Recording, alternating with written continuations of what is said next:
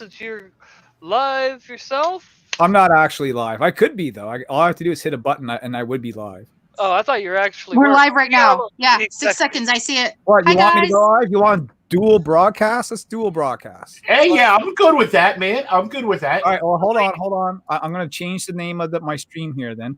So what should we call it, boys? Crossing the streams. Crossing the streams. I like that. Yeah, crossing. We never cross the streams, but we're crossing the streams. I was actually about to make that joke. You beat me to it. All right. But either way, how's everyone doing tonight? Well, Mr. Bob Jones, I'm feeling fantastic. A lot is going right. Lots of good news in the world of NYOBI. And I hear there's lots of good news on you. Woo! That's right. Miss Vicky Kim is here with us. We got Sporkman Studios, who's got news all of his own. And of course, our host with the most, Mr. Bob Jones. Exactly. I'm not going to do the full Bob Jones voice because I was working on it earlier for stuff that I'm working on later. And yeah, let's just say my voice is already like, I hate you right now. Like, I don't blame you. I don't blame you. Trying to do the Alex Jones voice, it's let's just say it's kind of hard talking like this after a little while. Yeah, that's for sure. I saw that guy ride around on a tank the other week, harassing like Bernie supporters. Dude, Alex Jones is a unique individual, to say the least. Yeah, we're gonna yeah, even if you agree or disagree with him, who he is, he's entertaining to watch, no matter how whacked out he gets. Oh, well, I mean, there is that factor for sure. Like I was watching him one time on the Joe Rogan podcast because I watch a lot of Joe Rogan, right? And yeah, he's an interesting cat. I don't know if he believes half the things he says, but he's an interesting cat.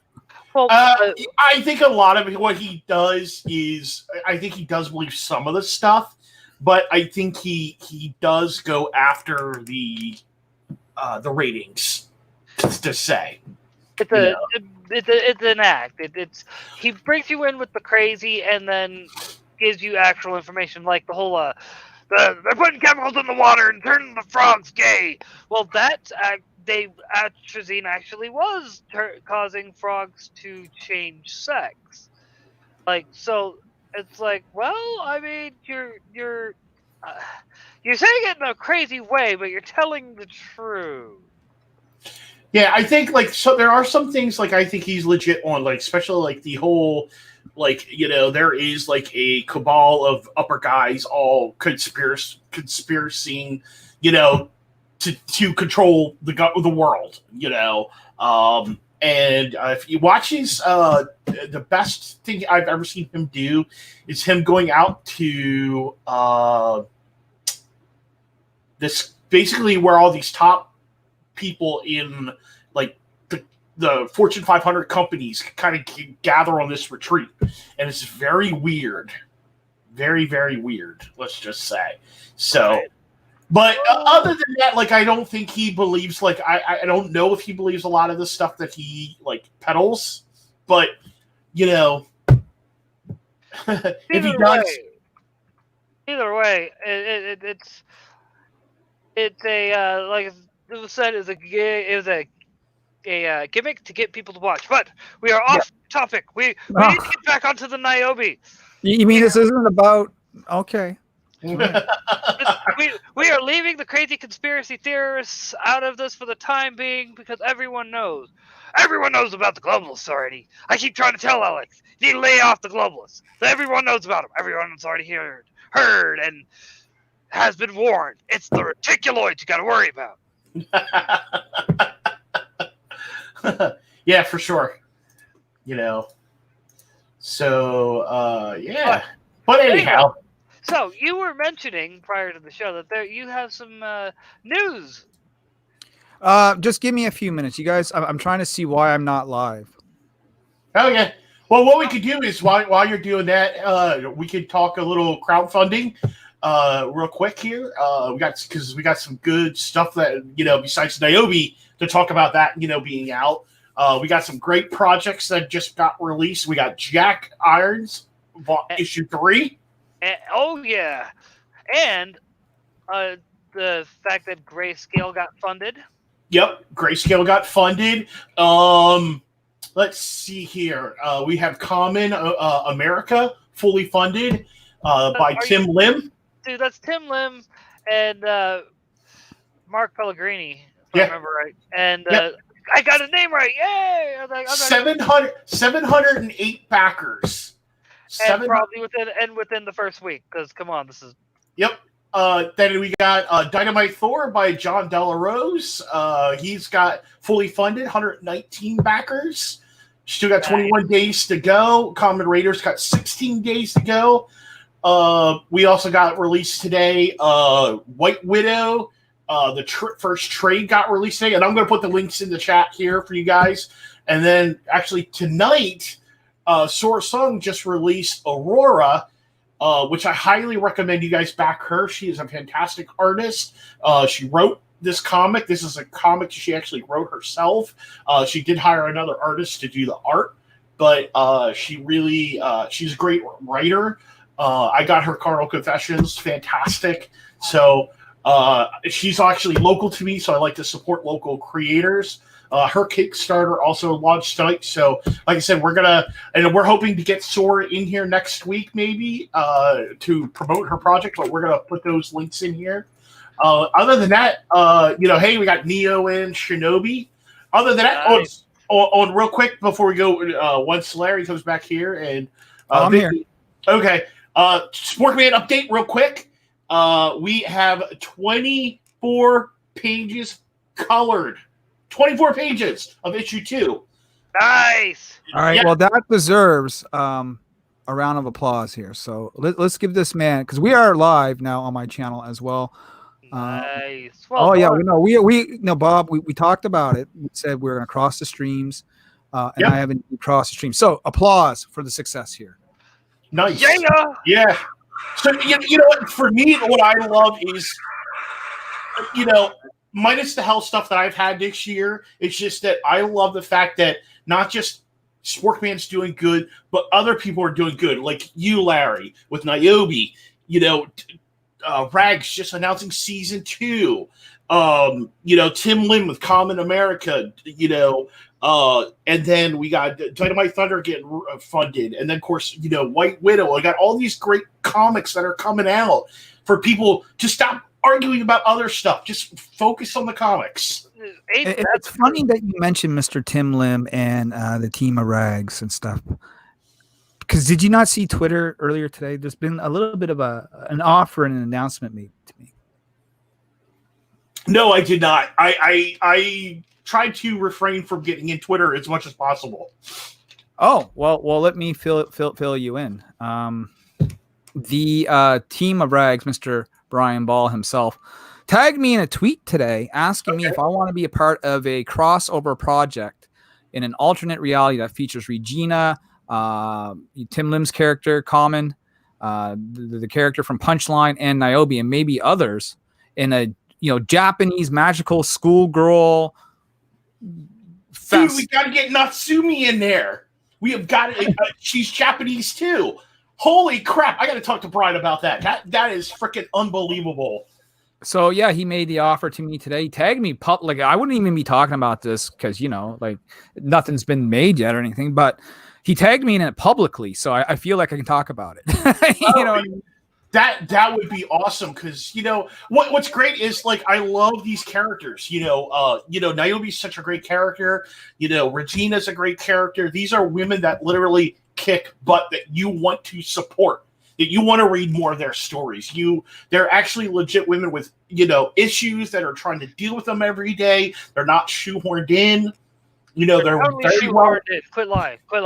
I'm They're so very hurt by well your written lies. characters too. On top of it, and this proves that you can write good new characters. You don't have to recycle ideas. Well, and that's been the biggest complaint that everyone's had since the beginning of, I guess you could say, the initial rumblings of the consumer revolt. We'll go with that. One of the things that everyone was complaining about was, hey man, we just want, we're not saying you can't have characters that quote unquote are representative of other demographics. We're just asking you to make new characters and stop taking our characters that we've had for years, like non-legacy characters, and try to make them legacy. Like the reason why it works with Green Lantern is because it's a core. You Yeah. can make anyone a Green Lantern as long as they're worthy of the ring. Okay, One ring to rule them all. but then you have like, I guess you could say Captain America. Even no one complained about Steve Rogers handing the shield because now he's old to Falcon. Why? Because Sam Wilson has earned the right to yield the shield Yeah. like constantly. So it's one of those pick and choose your battles and do it right. If you create take Patriot, he's Black Captain America. Literally, his grandfather was one of the original test experiments. He originally was using You're talking about Isaiah Bradley, right? do believe so. Okay. He was one of the Young Avengers. Yep. But So we got Brian Ball in the chat, by the way. Oh! Hey, what's up, Brian? Now I don't know if he heard me when I talked about it, but Brian, I hope it's okay. I let the cat out of the bag because it was tweets publicly. So again, I want to say thank you very much to Mr. Brian Ball for inviting NYOBI to be part of this project. With such great other creators and characters. I'm humbled and blown away, and I'm eagerly ready to write my NYOBI bio. his body is ready. Yeah, like I actually got to see some of Sailor Rosowski, and it is fantastic what Brian's doing there with that that idea. He basically is coming out. Oh, he got Adobe Kroger. Oh snap! Hey Brian, what about Natsumi? We got to get Natsumi in there. You're more than welcome to Brian on the show. Can Brian come on? Are unworthy. I'm okay with that. You want to get him on? I would love to have Brian on the show. I'm actually already looking for him in my messages so I can send him the link. Okay. Like I know I have messages to him. We've why can I not find him? Oh, Brian, you got Natsumi already. That's a given.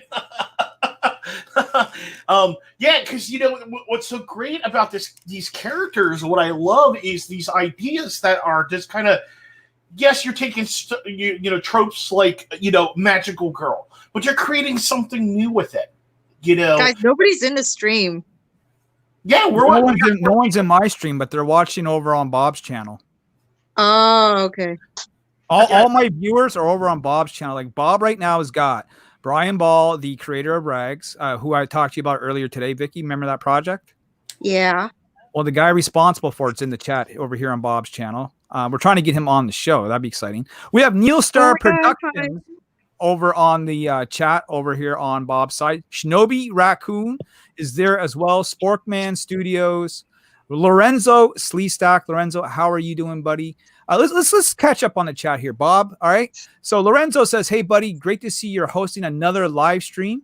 Neil Star Production says, "The brilliant star that shines through the night, the speeding blur, confounds crime. Riser Man stands before you. He wants to know how everyone is doing. Hello, chat from Shinobi Raccoon." Neil Star Production says, "That sounds dope as hell." Neil Star, you have no idea how dope this is going to be. Right. Neil Star says, "Man, Sporkman and NYOBI in the same stream. Like, I think we just made it today, right?" You are Brian. in with us, Brian. Hey, you guys hear me? We do, sir. How are you doing today? Oh, I'm doing all right. I just got done packaging up the last of my Patreon Tier 1 books, so that was a journey. Oh, yeah, you were saying to me that earlier. And also, since he didn't say it, I have to make the joke for him. Don't call him sir. He works for a living. Right? So, Brian, I'll let you know we're crossing the streams. I'm also live on my channel as well. And we're live here on Bob's channel. So, guys, if you have any questions for the creator of Rags, by all means, pop them in the chat. Oh, yeah, and I'll do my best to answer them. So I kind of turned the chat off for a little bit, so I went and get double feedback. So what did I miss? Basically us being, us. I mean, well, we were just kind of getting started, and I just mentioned briefly about the crossover project that you've been talking about online. Oh yeah. The Sailor Ragaski thing. It's not all right. We don't want to say like crossover. It's more like a little side story that I'm hoping to get done on Patreon. Okay. It's going to be black and white manga style. Luigi is of course drawing it. I wouldn't have anybody else doing this, and it's going to be super dope. I And, can't wait. Super dope. let's be honest, it's because you have so much trust in Luigi. Why, if it ain't broke, don't fix it. Exactly. Like a lot of people, somebody mentioned to me like last year, like, dude, you could have written a whole bunch of different books and gotten a whole bunch of different artists and done a whole bunch of different Kickstarters would have been mildly successful, blah, blah, blah. And that's kind of not what I wanted to do. I wanted to tell one good story and I want to do it good, Mm-hmm.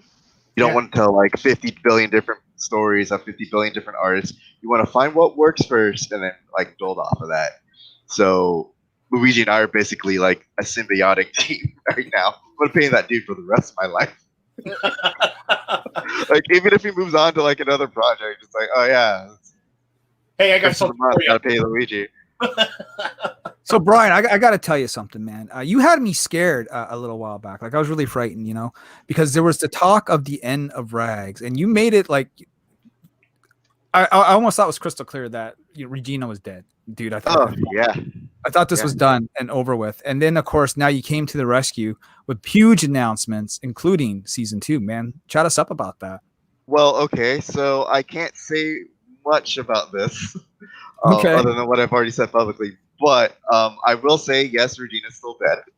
Oh yeah. Oh, it's kind of story spoiler, but whatever. When you read issue 6, you'll understand, and then when you hit issue 7, it'll be all the more clear. I actually had it issue wasn't 6 right beside me. It wasn't okay. So Liz and I had like this deal, that if she could do a certain number of things, that would convince me to keep going. And well, her and I have what we just call our lives are stupid, so we just Hail Mary stuff and stuff happens. And yeah, she Hail Married that last thing, and I can't tell you what it is, but it's the dumbest thing ever. Right. But it's gonna be so awesome once I get around to working on it. There it is, right there. You guys have no idea which one. That is a beautiful cover. She's still looking for pants, dude. Like, look, she's still on that crusade. Yeah, it's on that Well, journey. Hey, no. What's funny is I think it was the first meeting of the minds. Wonderful. I think it's actually the first meeting of the minds where Brian told that story about for me, the first time I heard it was the actual first meeting of the minds about how Left 4 Dead 4 and the Cross for Pain. I'm not going to go into the story. If you wish to retell the story, you can. I'm just. No, I'm pretty sure we've told that story to death. But it was just making small corrections. Left 4 Dead 2 because there's no Left 4 Dead 4. No, Valve you can't count past 3. You asked a question online earlier today. You asked if people considered you to be mainstream comics or not. I thought that was an interesting question because, because if many people would say if you're not Marvel or DC or maybe even Image that you're indie. My view on it has been if you're kind of like, creating your own stuff, working for yourself, that you're basically indie, right? But you're in comic book shops. Like I can literally go to my comic book shop and buy Rags, you know what I mean? As opposed to having to crowdfund it or chase it down online somehow. I can literally just pick it right off the shelf because you're with Antarctic Press. So if me, who can buy your comic book in small town Canada in the middle of nowhere, can get your book, then I would say that's kind of mainstream, dude. Right? Yeah. But I'm like in this weird in between where, yeah, I'm on store shelves, but I'm still technically an indie guy because I'm paying for my own marketing. I'm paying for my own it's marketing, production costs, printing, shipping, the whole shebang. So I'm paying for all that out of pocket as an indie guy. But I'm technically not really an indie guy because I am on store shelves. I do have a publisher, a valid publisher, not a Facebook publisher. which I hope you guys saw my post about that a while back, earlier this morning. But yeah, it's kind of like this really weird spot where I'm not sure like if I'm really really indie or if I'm really, I guess technically mainstream. It's just weird. Yeah. Are you Well, you weirded out a definitely bit? got a property that's growing. It's one of my favorite books to read, and that's just not like kind of blowing smoke up your butt. Like I really enjoy a lot of stuff that comes from Antarctic Press. I used to buy like stuff from Ben Dunn way back in the day, like Ninja High School and Gold Digger and stuff. Dude, Ninja Oh, High he's bringing that School, back. Oh wait, I can't know that. Gold So Digger. I've always been a fan of you- Antarctic you- Press. You can't mention Ninja High School without mentioning Gold Digger. Both Right, books right. were amazing. Yeah. And if I remember, I both used Fred Perry as the artist. Did you guys read Blade Bunny at all? Oh, Blade Bunny is fucking awesome, man. Yeah, I did I not. got the first. Well, I think there's been 3 volumes of it. It was like a mini series, and Yeah, Blade Bunny was a webcomic for a while, but yeah, I really like the first volume. Like the art in the first one was like classic, almost Antarctic Press, Ninja High School sort of style. You know what I mean? Like it was really cool. there's another one I've been getting that I have. It's called Plush. Heather Doherty does it.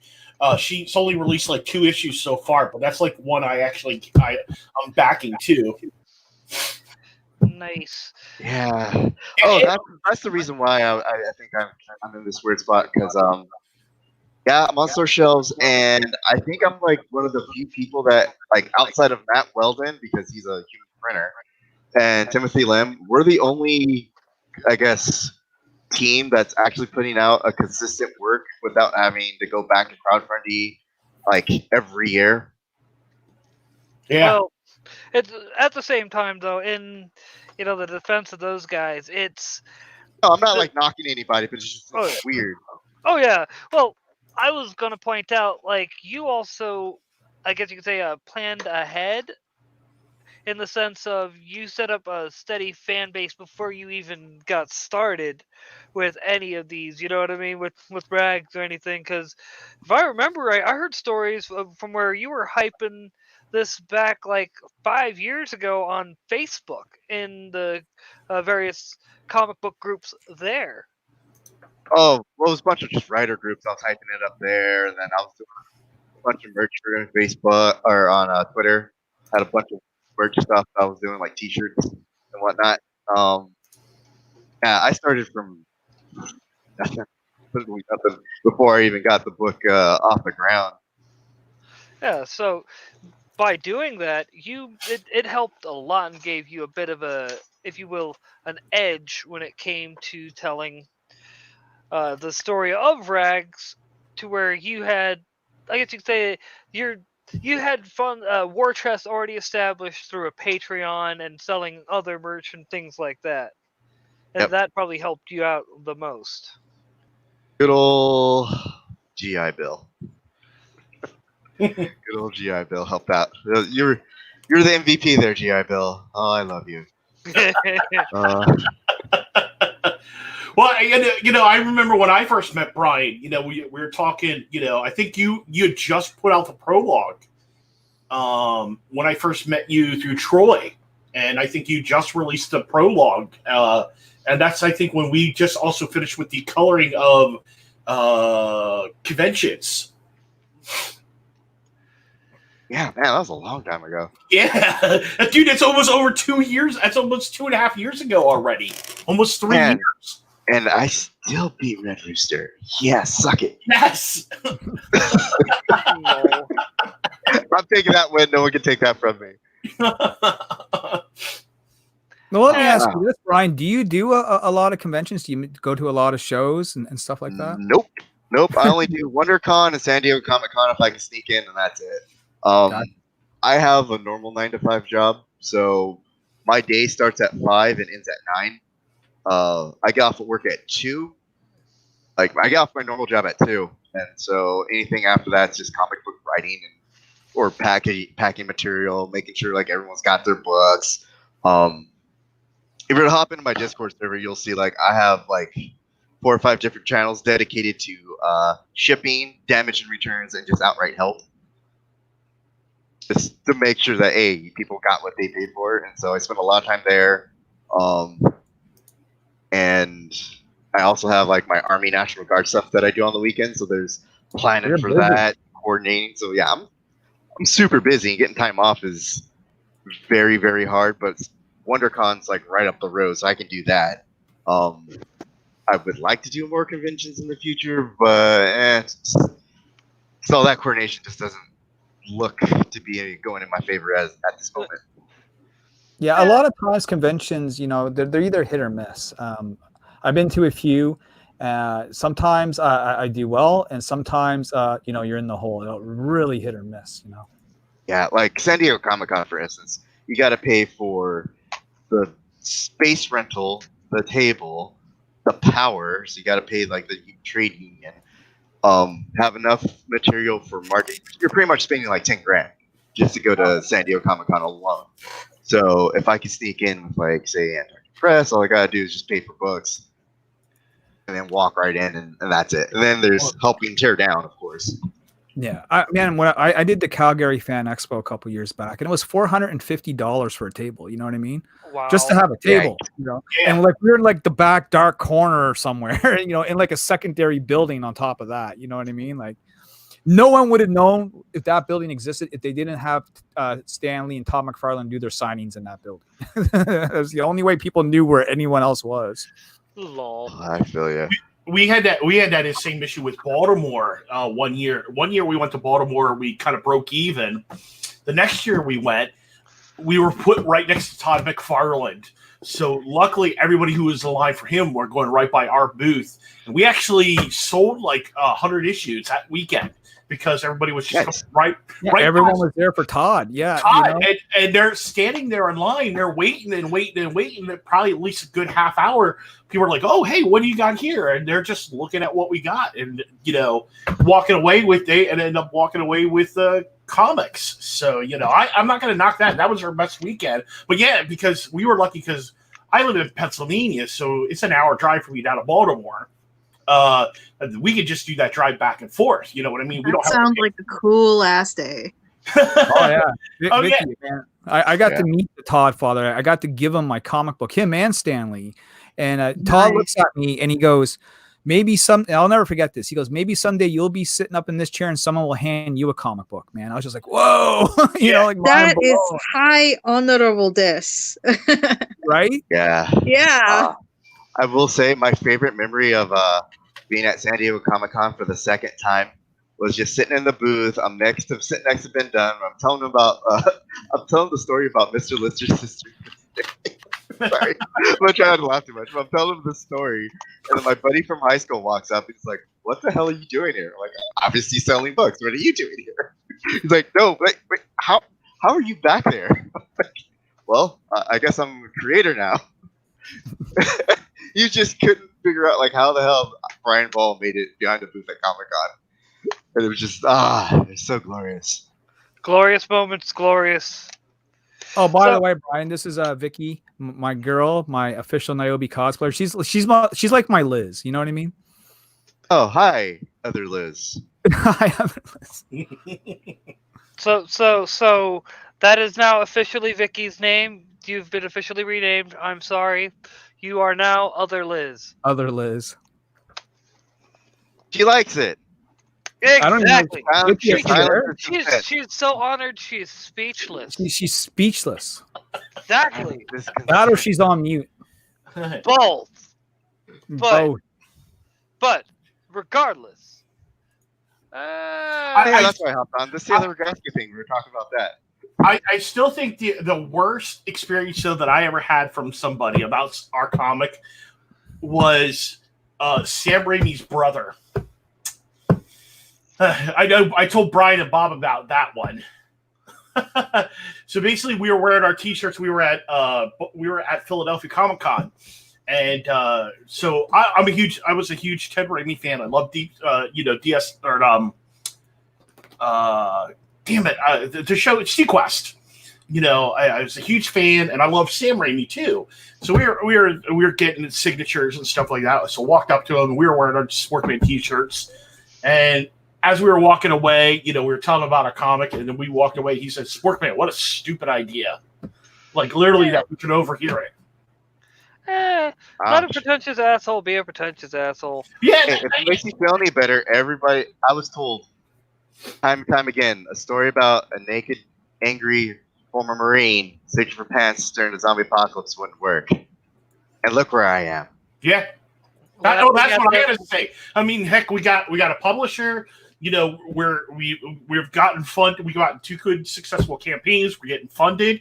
The next Sporkman comic is literally written already. Eric pretty much finished it up. Sporkman on the High Seas, and we're gonna go into production this summer for it.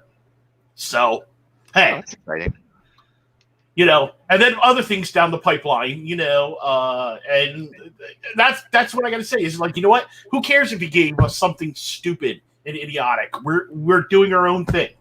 As long as you're having fun with it, Yep. True story. all that matters. Hashtag true story, bro. No, but at the same time, we do to kind of get this back onto track with NYOBI, because you know, one of those that was why we were originally here. So, you were talking about the fact that you were planning on doing a the Indiegogo, correct? Yeah, so after we fulfill the Kickstarter, I'm going to go over to Indiegogo like we did last time. We'll do a special cover just for the people on Indiegogo, so it's exclusive to them. And those who missed out on Birthright from the Kickstarter, or those who, let's face it, there are people that will only use Indiegogo for whatever reason, right? Yeah. So those people, will have access to get NYOBI, because I have people saying that they won't go to Kickstarter for, and they got their reasons why. I respect it. If they don't want to use a certain platform, that's up to them. I have no problem with going on both. To me, it's money. You know what I mean? It's getting your project into other people's hands. Otherwise, that wouldn't do it. Why would you not do it? Well, I get why they won't do it because they're stupid, but still. no, I was gonna say, like, remember my really silly take the money and run campaign?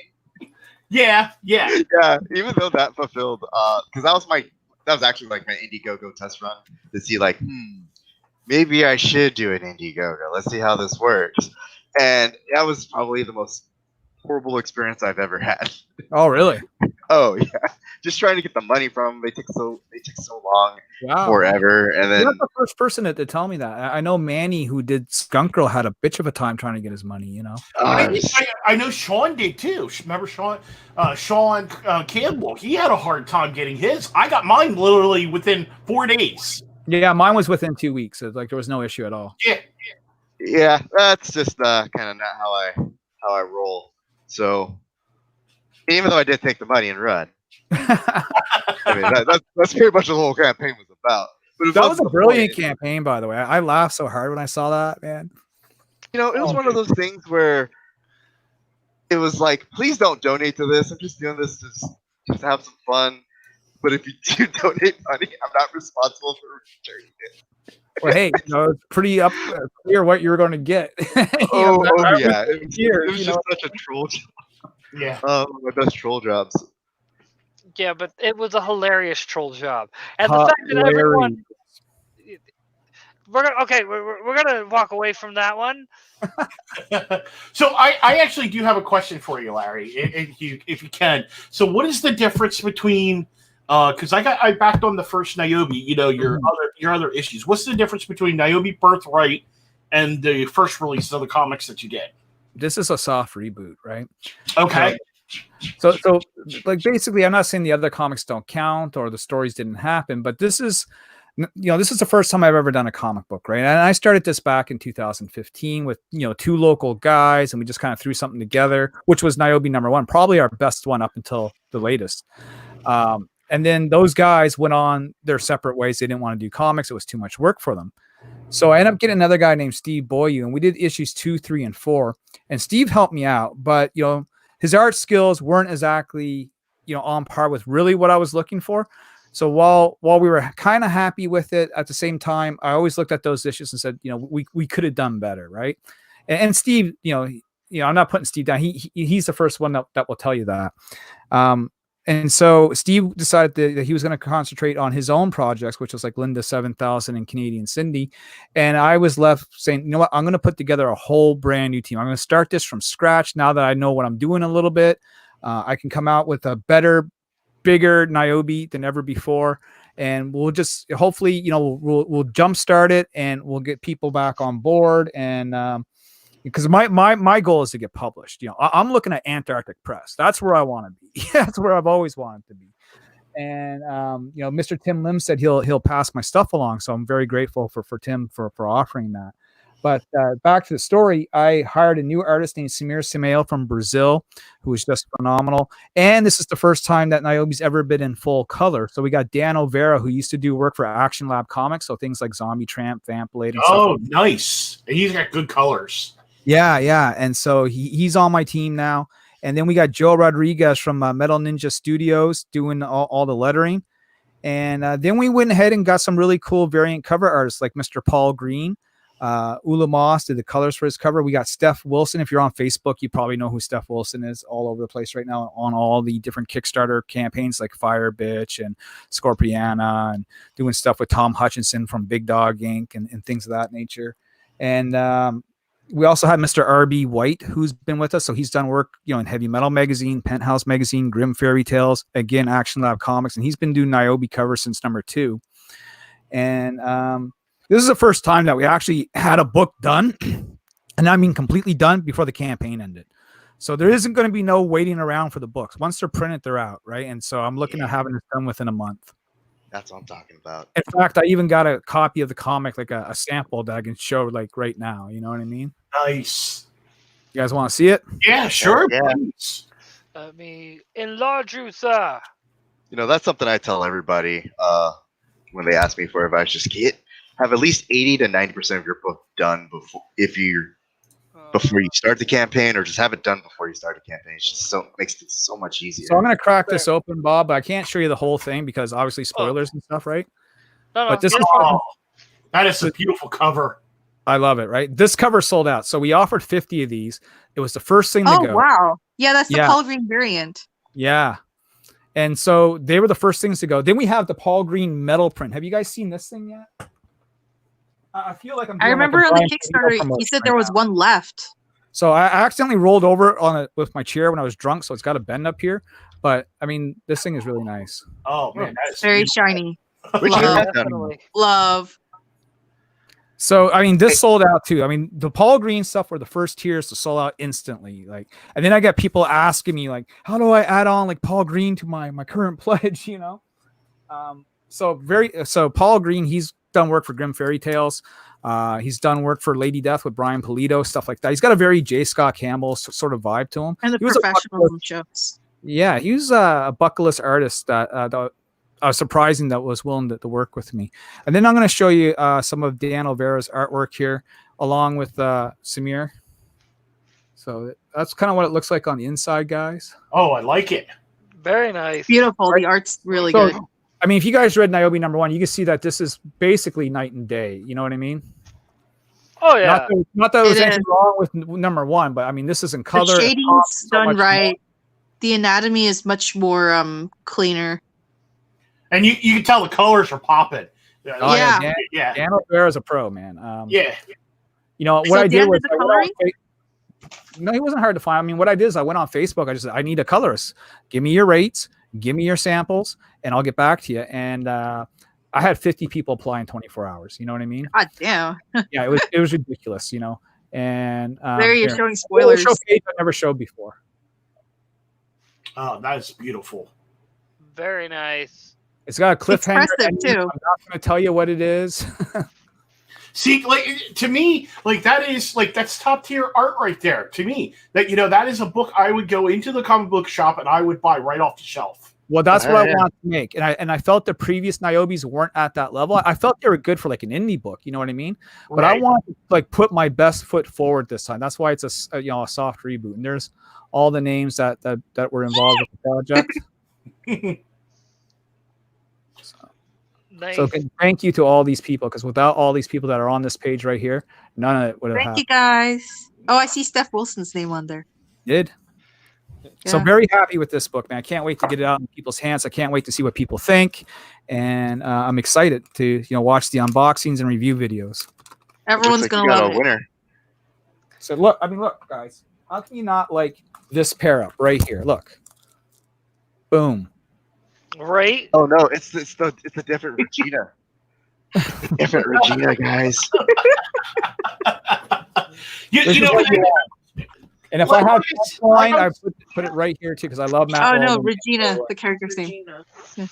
Yeah, right here. She's Look looking like for I- pants. looking for pants. Looking for pants. Yep. No, she Oh, is. man, 7 issues just for this joke. Oh, I really just hope the payoff is so good. For me, once again, what I love the fact is, we got these great characters that are being created. These female characters. We don't have issue with female characters. We just want them well written.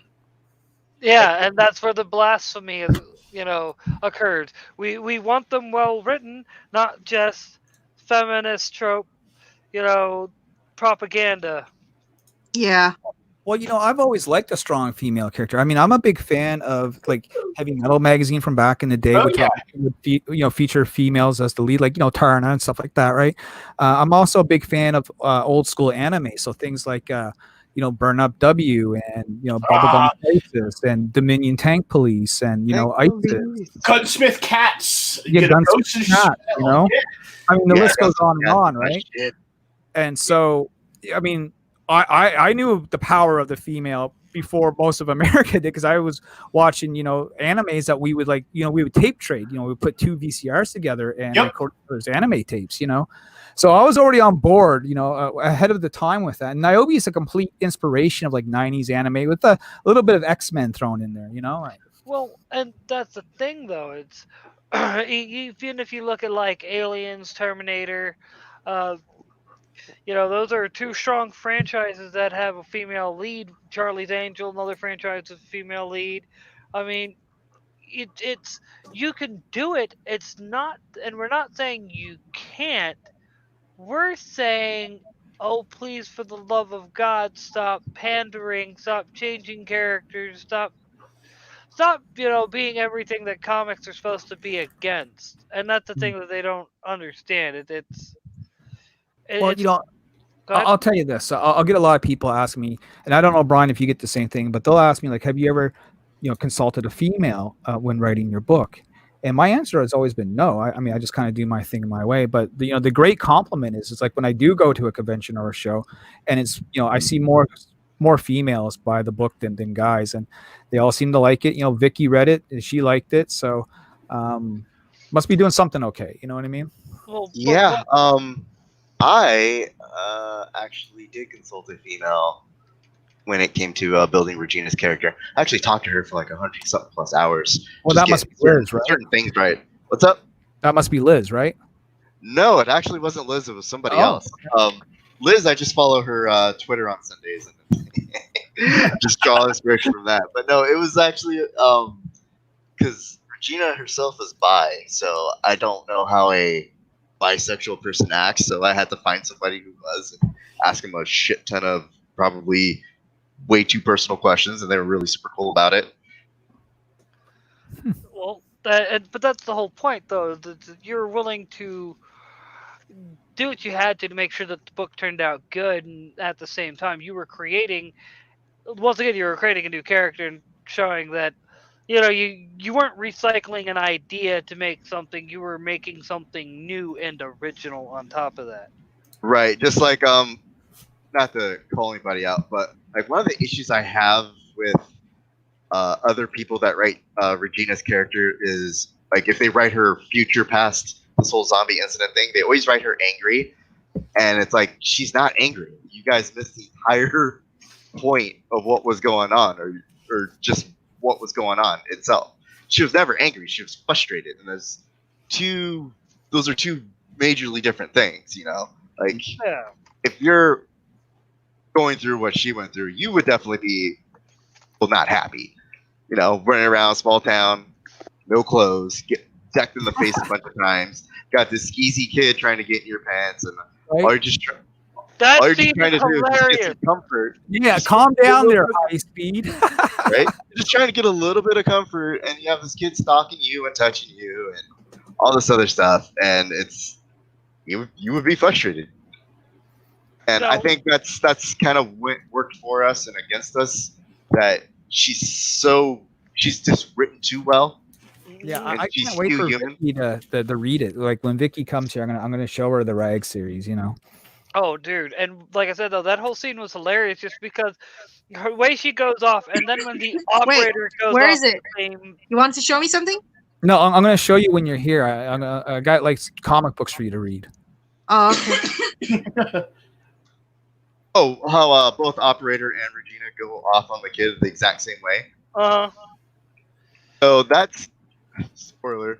That was me trying to do some sort of like a yin yang sort of a deal where they're actually the exact same personality, just two separate extremes of it. Mm, Thus, the Army, Marine, the exact same, warrior, soldier, Marine sort of combatant mindset, but two completely different extremes. They Oh, look yeah. the same, but they're completely different. Oh yeah, no. And also Ginger Black Man. Ginger Black Man. No, I was talking about how he also went off on the blue-haired chick in that same manner, though. So I didn't see the because my comic book store here in Lawton, like, was supposed to get me rags, never did. Like, I was looking at your Patreon, like, I might actually have to put some money in that so I can finally get rags for myself. Hey, we'll talk. Or Because I get, I get the Patreons, plus I also get the store versions, so I can always give you the store versions. Mm. So, I gotta back my boy Brian all the time. Yeah. Oh man, next year's gonna be so sweet. Yeah, we're the same thing with like our character Natsumi. What we did was like I'm a huge fan of anime too, like Larry's saying. So I took like all the strong female characters that I loved, from Ghost in the Shell, Bubblegum Crisis, all these females, and I'm like, here's the type of female that I really like. She's kick butt. She's a hero in her own right. She may not have any powers, but she's got this really kick-ass weapon that can even her out to fight anybody. So she's a hero in her own right, and that's how we came up with our own character. And then I'm also working on some other ones too, where we have a Wonder Woman type character, already planned out for our superhero of Super League. We have her name is Ultra Girl, which we already established her in Japan. So it's just you could do these great characters, and that they're inspirational. Did I talk with any women? No. It's just that I've been, I've interacted with females from all spectrums, and that's how we wrote the character. Yeah, With it concerns writing the girls, I just took George R. Martin's advice. They asked him, like, how do you write, your females so well? He says, I just write them like they're people. Yeah. Writing people like people, you bigot. I know, amazing, right? I am so triggered right now. It'll Triggered. never work. But yeah, I think this year is going to be really cool. Next year looks really good for everyone. I think everyone's on fire right now. I mean, you got to look at Tim Lim's Kickstarter right now, man.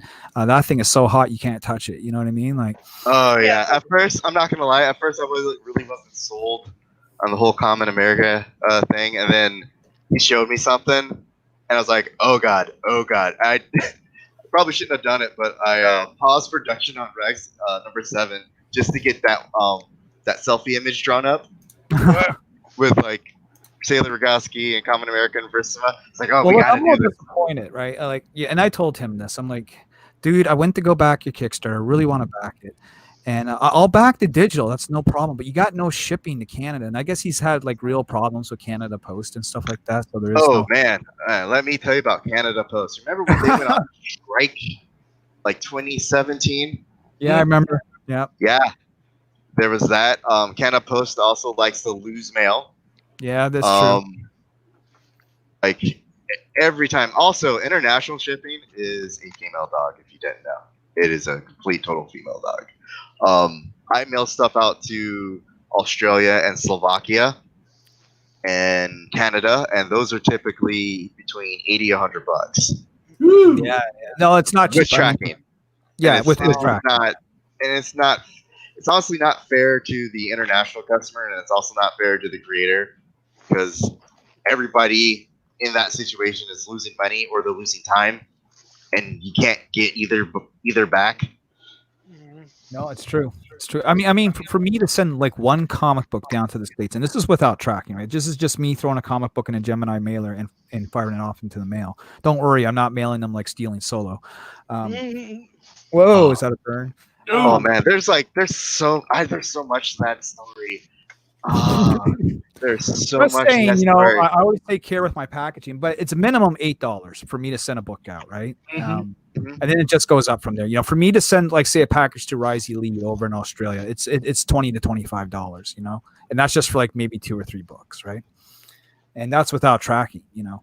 If you add tracking onto it, then you're looking at like $40, $55 from Canada to go to like anywhere in the world.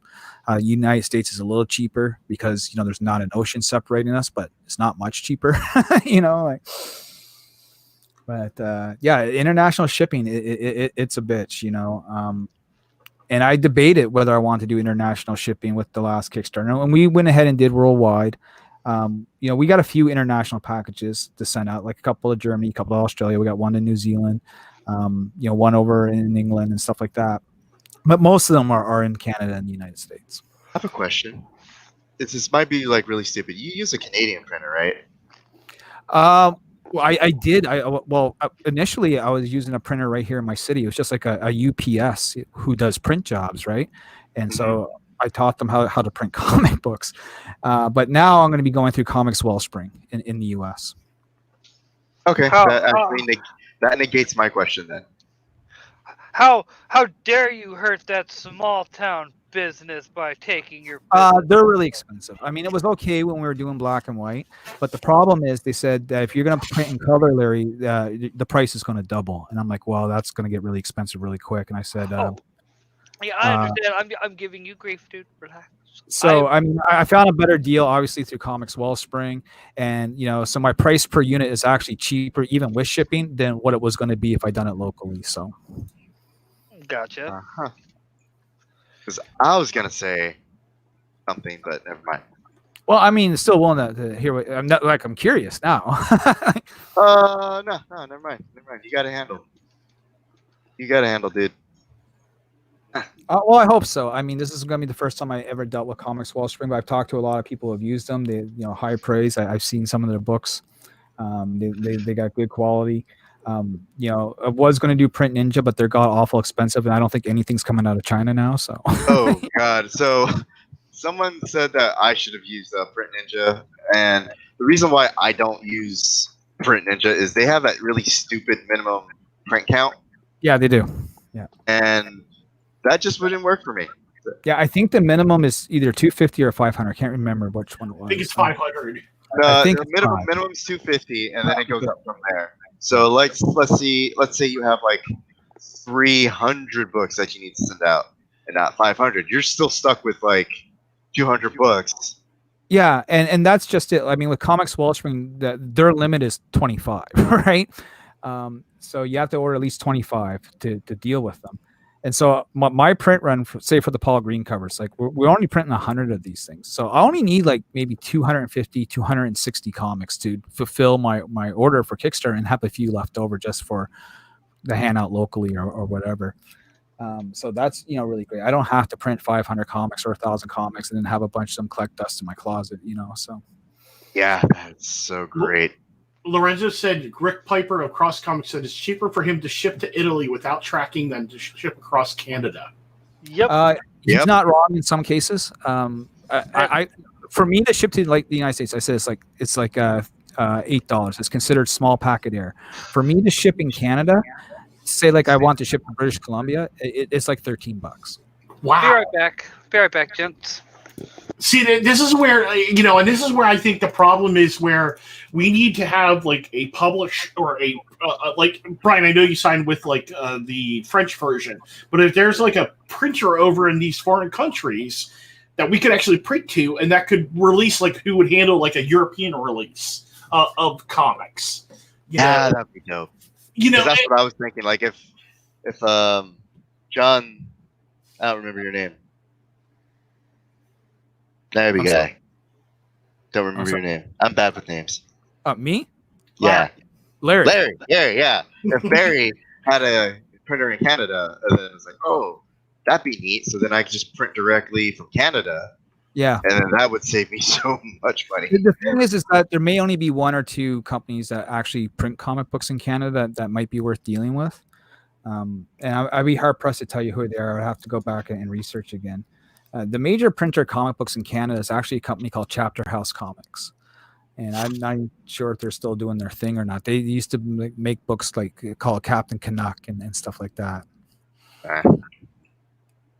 But it would be nice just to have a network of printers that you can just go to and be like, okay, I'm going to do my international shipments here. I'm going to shoot this one from Japan. I'm going to do this one for Italy, blah, blah, blah.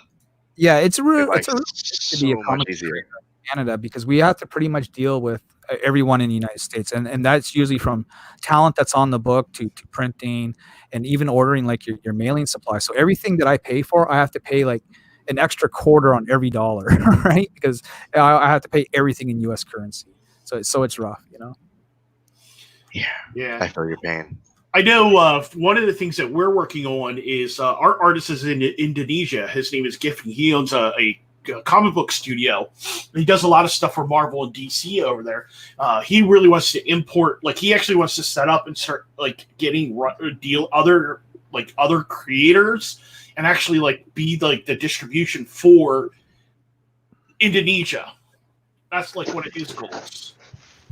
So sorry, I had to dip out real quick. I've been fighting with my Xbox trying to get it hooked up to the net, and I'm like, I know I'm putting in the password correct.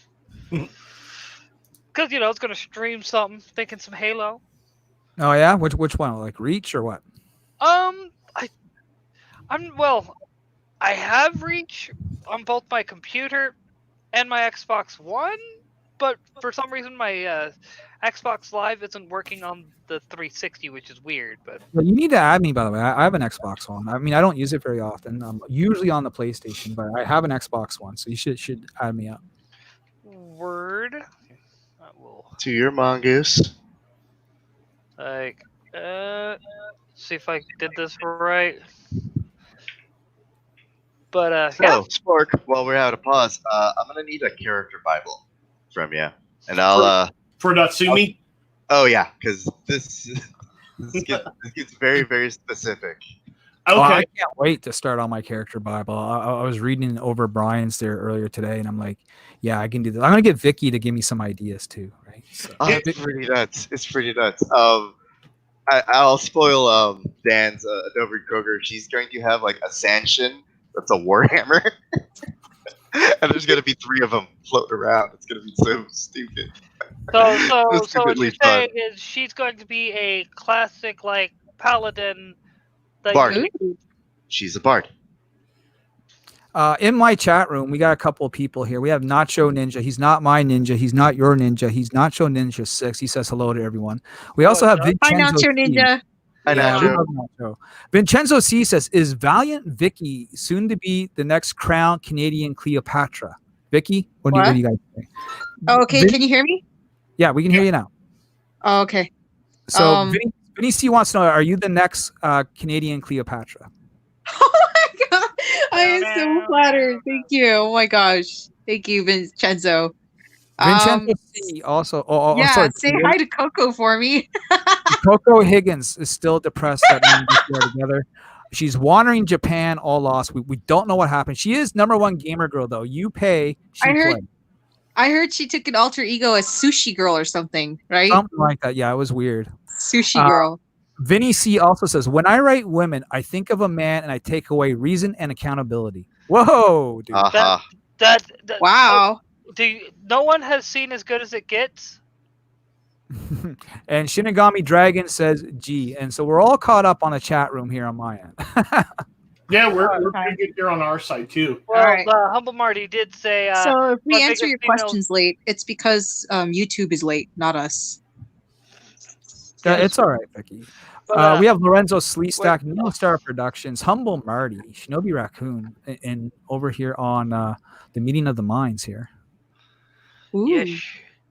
But no, the saying is Humble Marty said, my biggest female villain is Air Fried Chicken Pirate. She acts like MCU Captain Marvel, except with consequences. I didn't plan that.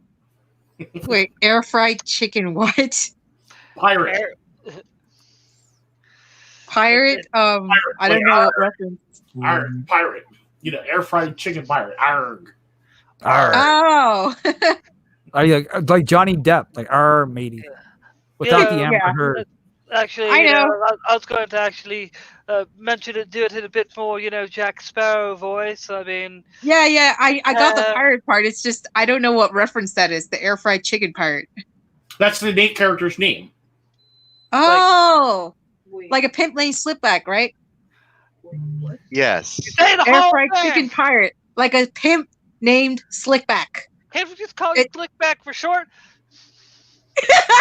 You got the reference. Oh my god. I'm glad someone did, because usually Vicky will say something that always goes over my head. Always. Oh, dude. Well, you're Canadian, that's why. Oh, is that what it is? Ooh, shots fired. I can't do anything about it, eh? Find that offensive because I'm part French Canadian. Oh no, No. it's just I just meant that he won't get the American references because Oh, these she's are French. I got this, guys. Jamie Like- Wren. these are like American shows I'm talking about, and he's in Canada, so he wouldn't have seen them. What, you don't Yeah. even get American Sorry, television here in Canada? And on top of that, come on, it's the Boondocks. How the hell do you not know the Oh, if it's from the Boondocks? Boondocks, and I've seen it. I've seen all episodes of the Boondocks. You so- don't know a pink Jamie named Wren. Slickback? That's like Oh, season yeah, one, yeah, I though. mean, That is sometimes, you know, I season have to- one. Sometimes, Vicky, you have to think about Oh, these you're things a gonna little say bit. Like, you know how Oh, many years God. it's been since I've seen the Boondocks, you know what I mean? Like, Trust me, I treat all my bitches right. But no. What's funny is when it comes to the Boondocks, there's only seasons 1 through 3. Season 4 does not exist. Eh, I don't care. so. I don't care what anyone says. When Aaron McGruger left the show, they should have ended it there. No, season 4 is just a cash Yeah, I grab by the agree. network. I It's agree. jokes. It got worse. They Well- started talking about Kim Kardashian and BBD. I'm pretty sure you guys would know what that is, but they started making BBD jokes, and it looked like some suburban white kid wrote all these jokes. No offense. It probably was. That's the sad thing. Someone who I know. like They're the whole thing. The reason why seasons 1 through 3 work is because Aaron McGruger made fun of everybody. well, yeah, he made fun of people, but he also had like a social message as well. Like in that one episode where oh god, what was his name? That black lawyer guy. He goes to Has a prison. nigga moment. No, No, not the Stop. one where Stink Meter comes back. The one where he gets almost raped by that guy, like the Fleece Johnson guy. Listen here. I liked you, and I want you. Yeah, We can do this the easy way, or we can do this the hard way. I know. And we weren't supposed to laugh at it because it's so but horrible. You're making all this but noise and telling me He had a we can do this the message, hard you know. way.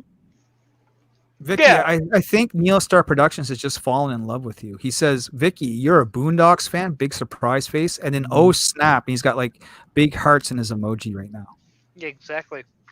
Well, thank you. Yes, I am a Boondocks fan. It's just my point is Aaron McGruder, like he was trying to do what South Park did, but he actually had something to say, you know. Well, And then now the South show Park is has just nothing to say. It's just old South Park and sporadic last couple years, other than the one trans episode that came out a couple months ago. South Park and the China one too.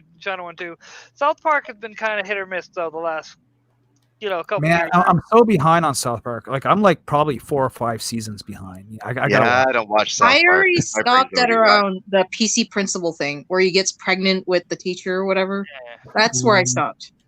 So The last Principal. season I caught all of was like the one that was like season, I think it's like 14. Wow, you're way far. Yeah. Yeah, just 14 or 15. Like it was. Don't get me wrong. I like South Park. Like basically, this is how South Park goes. Tom, that's what his name was. Yes, Tom Dubois. Yeah. I said Okay, it. go You on. didn't hear me though. But no. The first season to about season 5 or 6. From 6 to about 11. 10, 11, maybe season 12 at the latest is kind of South Park kind of meh. They I feel like they went to sleep. They were still producing stuff, but it wasn't as like they weren't coming out swinging like they were. Then season 11, 12, they started coming out swinging again. Then after 2016, because that didn't go how they had expected, they've been trying to recover from that sense. Well, they thought for a fact that Hillary was going to win too. That's why Everyone thought Hillary was going to win. Yeah. Not And then me. they had to change it. I mean, I knew the better. whole "I'm gonna rape y'all to death" that wasn't really original for them. That kind of seemed rushed. The whole Yep. "rape y'all to death," Mr. Garrison, Want to know how I knew Hillary wasn't gonna win? Huh. because she never does. No. There's a more logical reason for this, right? So we in America have this really fine tradition where all of our presidents, every I want to say 8 to 12 years, we have a president that gets shot, and it started with Lincoln, right? And every president after that, at one point We're going in time, deep in the rabbit hole. that president got shot, right? it's some Lincoln, yeah, like who's the last president that got shot? Reagan. Reagan, yeah, right. So there's this really long gap in between since that president got shot. Obama was our guy, but no one's gonna be that guy that shot the first black president because they don't want to be racist, and also Right. no one's gonna shoot a woman. Dude, Trump though, Yeah, they might you shoot know, him. So that's I what I'm would voting definitely for. say And that's he's why got I a target. Yeah, and yeah, no. most of the time. Are you serious? Are you seriously telling me that in a country that produced John Wilkes Booth, that nobody wants to be that guy? Yeah, Really? yeah, we're progressive now. Okay. Here's the thing. What's interesting? Do you know every president that's been shot has pretty much been in their second term? Yep. MAGA. So, like over on my I said, side. Obama could have been our guy. Obama could have been So our guy. over But on nope. the chat, Yeah. No, And- it should have been Clinton. And It wait, should have been hold Clinton. on, calm down, everybody. And if I may add, The Simpsons did a episode where Trump was president and died. So there you go. I take this Funny very. how My it's theory: predicts. Trump is going to get shot. Excuse me. I am not getting shot while in office. I have the best security guard. I have the Secret Service. Thank you. All Yeah. right, so yeah. Lee Ortiz is in my chat, and he wants to know who is all on the panel. So if everyone wants to introduce yourselves, and let E Ortiz know who you guys are. All right, I guess I'll go first. I am Bob Jones. You can find me on Twitter at Brainiac420. You can find me everywhere else at Bob Jones Comic Wars, and you can find me on YouTube at my channel, A Nerd and Over 30. We're also joined by Vicky. Hi. You're not Larry. You're not introducing yourself first, No, I mean, they know second? who I am. because I thought it'd go by the order of the avatars. That's why. Oh, I see. No, I'm just doing this randomly, Vicky. Oh, okay. Alright, Spark, you're Well, up. hi, I'm Vicky Kim. I cosplay NYOBI, and I'm the official NYOBI cosplayer. I'm really excited for the crossover, and thank you so much. Well, it's correct. It's not a crossover. It's like a mini story. Oh, okay. Well, yeah, that's even better then. Very, very honored. Thank you, Black Nito. We also have Mr. Sporkman Studios. Hey, what's up? My name is. I go by Chuck. I am the co-creator of Sporkman Studios. We do a comic called Sporkman. Currently working on a comic called Sporkman Goes to Japan. It's basically a homage to Japanese anime manga culture. 91 pages, and I also do the lettering and everything else. And I also have a YouTube channel at Sporkman Studios. Go subscribe to all these fine people. And finally, last but not least, is Mr. Brian Ball, writer and creator Regs. Yeah, I'm one of the other guys of the Rags team, usually drunk. Only mildly. don't forget Brian, the one who's never credited for on the Oh yeah, comic. I was getting there. Yeah, so I'm never credited for anything I ever do. Always get left off my own books. Oh, It's a sad fate. But yeah, writer creator Rex. You can find me on Yeah, Twitter so at rexzombie.com. well, I nice have to a meet you. Patreon. Oh, hi everybody. Yep. I have a Patreon. Patreon, patreon.com/rexzombie, which is about the change here as we work on our reorg. But yeah, that's it. So ERT says he remembers Sporkman, and he also says, Brian, I love Rags, a brother in arms. So there you go. Heck yeah. Nice. Oh, daddy boy, the Good pipe, to see the But- pipe people was dropping gone. by and saying hello to everyone. So other Liz, yeah, it's not like a crossover. It's more of like a spinoff, sort of an alternate universe. Like, have you ever seen My Hime? Yes. All right, so think of Sailor My Wachowski as in My Hime's Fly, as in it's its own separate thing. The characters may be the same in just the name, but it's completely different story. It does its own thing. It sounds Yeah, like a riot. It's going to be My great. My Otome. Have you ever watched that one, Brian? Yeah, My Hime, My Yeah. Otome. Yes, it's Yeah, the same. Yeah. Same universe, or not universe. It's like the alt universe. Yeah, it's like My Hime, then My Atome, then My Atome Zwei, or whatever it's called. Someone's they're got to like send me a the exact link same. to this stuff so I can see what we're talking about. What, My Hime? I don't even know what it is. Never heard of it. It's an anime. Yeah. Okay. I'll How have do you to- spell it? So because I'm gonna have It's to go look. MAI Okay. and then space HIME. HIME. Yep. I'm about to DM this to you. Okay. Okay. It's basically like the name is like a pun off of Hime, princess in Japan. I thought you guys were saying He-Man for a minute there, like No, Hime. No, and then it's got like 3 spin-offs, like My Atome Zwei, and then My Atome Zero S. If or something. I can't even pronounce it. But that's kind of like the inspiration I took from this. All right. Well, And then I then- definitely have to watch this before I write my bio. I got to see what I'm working with. No, damn it! All right, that didn't work. The last But, anime I watched was on Netflix, and I was like, I'm still looking for good anime to watch because I haven't watched anime in a long time. But the last one, Hey, you know what? Cannon Busters. Cannon Busters is actually pretty good. Cannon Busters. Okay. Cannon Busters is good. Yep. Oh, and we got a Scott in chat. I needed to add him. No, the last But, one I watched was called Expelled from Paradise. It reminded me so much of 90s anime. It was great. Yep. Expelled is pretty good. If you want some good stuff, we'll have to hook up Larry because I got a server that I run. Oh, okay.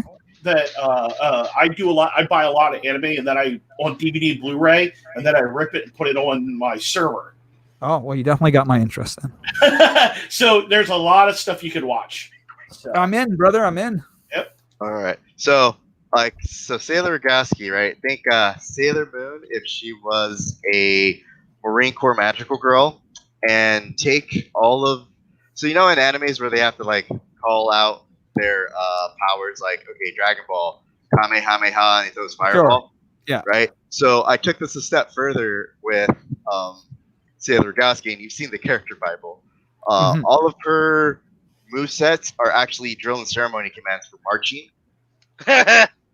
or marching and rifle movement. So like right shoulder arms is the actual command to shoulder your rifle on your right shoulder, but in this case it summons a pistol, and then left shoulder arms is her rifle. Double time march, it doubles her speed, and so on and so forth. And there's other nods like that.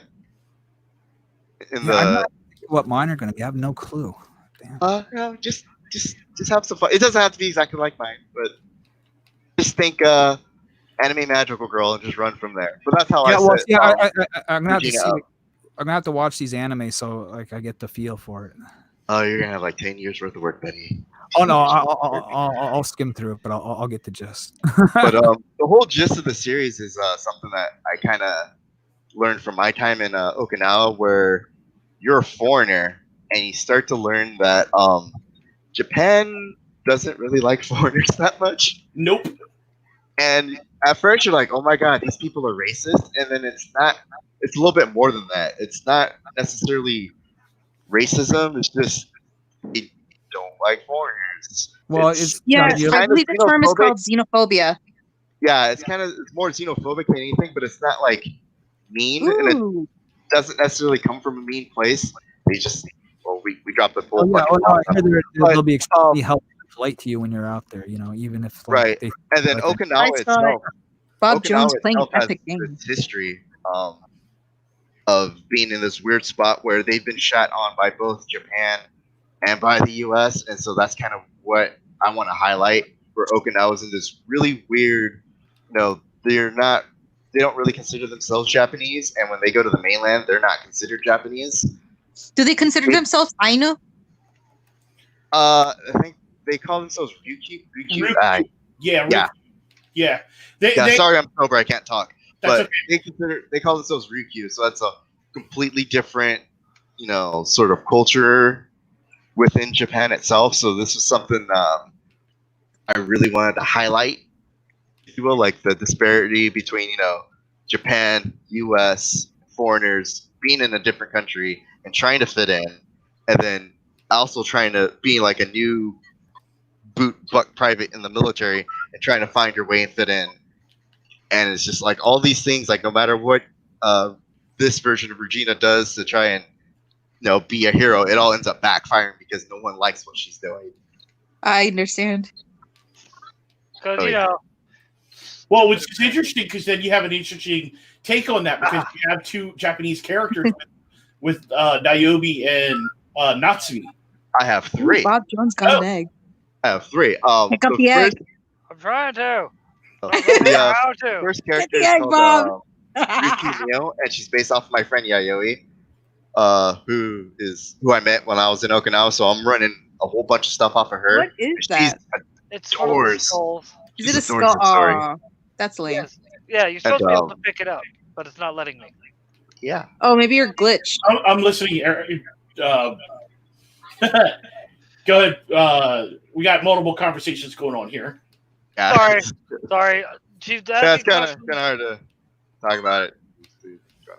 Sorry. Blame me. Yeah, it's gonna have like a very interesting dynamic. So Yayoi is a hero known as Ryukyu Mew, and she's pretty much a cross between the Red Power Ranger and Kekko Kamen. Nice. And I'd love to cosplay that. Kekko Kamen, do it, I dare you. Oh my god, you watched Disenchanted too? You watched that show too on Netflix? Disenchanted? Me? Nah. Oh, that's from Disenchanted. Never mind. Oh. See, You don't do know it. who Do it. Kekko Kamen wait, is? had they finally added the other half of season 1? Huh? Disenchanted. Had they finally added the other half of season 1? Oh, you mean season 2 for Disenchanted? Yeah, they're gonna air season 3 like late or mid 2020. All right. So anyway, Ryukyu Mew is who Regina gets her power set from, and then after that, it's just being too good and too efficient at your job and pissing everybody else off. And this Regina is a little more weeb. She's just a super weeb. I And kind of want to put NYOBI in like a diva mecha suit for this comic or something. do it. That'll be fun. Do It'd be it. wild, right? Do it. That'll be fun. I know a guy that draws Transformers really well, and he said that he would help me design the mecha. So I'm like, okay, man. I know someone who draws mechas really well too. He's from my Orange County art group. Oh, you live in Cali. Have I you feel seen? so I've sorry showed you for guys. No, I another used to live in California. Cali. His name's like Al Santiago or something. Or Santiago. I don't know. I Half keep this group saying we is need from to send Cali. in a rescue effort to get Brian out of there before, Here, it's I really- gotta share. That's not going to happen. Hey, Scott, you're kind of quiet over there. I think he was like muted or something earlier. Yes, he was. I forgot we had a sixth person. I'm sorry, Scott. Oh no worries. It's been Yeah, I'm just Hi. here, dude. it's been a little busy over here, so it's just now quieted down. I was gonna say that half this chat is actually sounds like from Cali. No, I'm just sober. But I'm sharing my screen. If I could share my screen, I can't share. But You can share it. Oh, I see it. Uh, I needed to add Yeah, it. bam. So that's Oh, sweet. that's gonna Mecha. be Regina's mech in this series. It's like her Regina and the onesie. I love her mecha. when she's like wearing the one. Yeah, I gotta show. Hey, Bob, do you have Sporks? Because I'll have Natsumi's mech. So Sporkman actually has a mech called the Super Mega Sporktron, and it builds together with 6 riders, just like your classic. You've had Elf on a Shelf. Like Right? Voltron. Regina in a mecha. Yep. Like Voltron or that robot they form in Venture Brothers. Yeah, it's more actually more. It's closer to Voltron, and a lot of your other shows that do 6 multiple vehicles and stuff like that.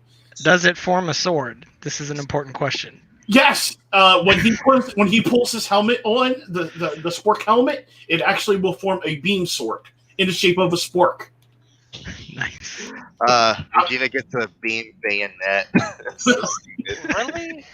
Yeah, it makes sense because she's got a rifle that does something really retarded, and I she has would say she has a command that's called fix bayonets, and it just adds a beam bayonet to the end of her rifle, so it just slices. I can't wait for Luigi to start his concept art on it. It's gonna be so good. nice. I can't wait because this is going to be a great project. I just when you were talking about it, Brian, I love the idea. It's going to be awesome. Oh, you guys just have no idea. You have no idea how stupid it's gonna be. But yeah, it's gonna be awesome. My only problem right now is thinking up of other magical girls for Regina to fight. So thank you all for donating. You should ask maybe Slick Jimmy. He might want to be a part of that. I'm looking for very specific things. Okay. Okay. Very specific things. That's probably like my worst thing about me as a creator. Like I look for very specific things. If they don't fit that bubble perfectly, I just won't even entertain it. Yeah. Well, we're glad we fit your bubble. Then. I mean, NYOBI fits because she's Japanese. Natsumi fits because she's Japanese. Sugar doesn't. Sugar American. in a world of her own. I love Sugar. Yeah, little too American. Come on. I need grenades. But anyway, so you got all this going on with NYOBI crossover and this, that, and the other goodness. Oh yeah, and just wait until we're done the Indiegogo campaign and we do the second part of Birthright because it's a 2-part miniseries, right? And so you get the conclusion to the first one. It's going to be the exact same team. Plus, since we have Vicky Kim with us, we're going to be like really pushing the cosplay aspect hard on the next campaign. So we're going to be offering photos of Vicky, obviously as a tier. We're going to do a Vicky poster, and we're going to have the first ever NYOBI cosplay calendar. Nice. Yeah. Ooh, calendars. I gotta learn how to do those. So we're gonna have like Vicky, 12 different outfits, 12 different backgrounds. I got a green screen here. We're gonna play with that, and we're gonna do some cool stuff. Yeah, I gotta find a cosplayer for Natsumi because when you got great characters like that, it's awesome. Well, and cosplay is a great marketing tool when used properly. It is. Like my big thing when it comes to cosplay, like I just feel like a lot of modern cosplay has. Let's be honest, it's been co-opted and not the same as what it was, years ago. And you're saying by the tots, right? The girls that yes, that the ethos and then the army of simps. I'm just saying. Yeah. Thoughts never change. Yeah, I don't think I have very much cosplay potential in my story. See, Challenge you got accepted. cosplay potential. It's simple. It's simple. Just I hope you like being on all fours while being the wolf. Well, is it a wolf or it's a wolf, right? It's a dog-like creature. Rage puppy. Rage puppy. I thought it was just, but like everything I saw, it looked more like a wolf to me. So that's why I always. thought it It's was. a manifestation of all his dark emotions that is taking a form similar to a wolf type toy he had as a kid. Okay. I know the manifestation. I just wasn't. I was confused on what animal. So But do I Scott, look like a veterinarian? what do you do? Oh, I wrote a series called Wrath. It's a story of a young man who basically finds that he has the ability to manifest his negative emotions from his abusive childhood into this little rage puppy creature that I have as my icon. Oh, nice. Wrath, you say? Mhm. All right, hear me out. Do you have a Lich King in it? No, Haha. no It's Lich funny King. you mentioned World of Warcraft. I just recently Do you have a Lich King restarted in up it? my account, and the last expansion I played was Wrath of the Lich King. Like, what's funny is I've tried on several occasions to get into WoW, and to no avail. Like, the only MMO I've ever managed to get into was the Star Trek Online MMO. I will say that Wrath of the Lich King was probably my peak WoW playing. Yeah, same here. That's when I was like in a guild and we were raiding and all that good stuff. Yeah, Yep. Ice Crown that- Citadel. all yeah. that good stuff. That's where I met Trent. Oh man, great times. We hated each other. Yeah, I was always the off tank, so I would have to like lead a boss around the fucking map or some shit. Fucking, oh, good time. I was the I- healer. I always I ended just- up as the healer, so I Yeah. ended up stop playing myself. Healing's I was easy. a Just hunter. I was a don't- hunter DPS, and then I moved on to tank because I just got mad at the tanks always letting me die. I was like, screw this, I'll do it myself. Yeah, and you Sorry, get in it's not dungeons that hard. faster. You're I a used tank, to- you in I right used away. to dick with people when I was a hunter. I'd be like, okay, I think they took the move out, but you used to be able to like direct your Misdirect? aggro, at Yeah. somebody else. Just be like, all right, who's gonna die first this raid? That guy. And just- We have John Dillard in the chat. He says, "Oh my God, it's Bob Jones." Yes, sir. The one and only. What's up, Running John? Running around, killing some Covenant. And actually, John was one of the big first people that actually did some fan art for Sporkman Nice. on Comics Twitter. Yeah. And he actually he played up the whole Japan, in Japan and stuff like that. He actually like drew a couple images with Sporkman actually on the streets and stuff like that. Some good stuff. Oh, that's what I was gonna talk about. Thanks for reminding me. Good stuff. Good work. Let's go back to that stealing solo thing. Oh, right. Oh yeah, okay. No, because you mentioned it, and then I'm probably gonna get in trouble for mentioning this, but I know what exactly went on, and there's a bigger story there that Stop being people told. aren't looking. Yeah, and they just kind of didn't look into, even though it's like right there, sitting in your face about what exactly happened.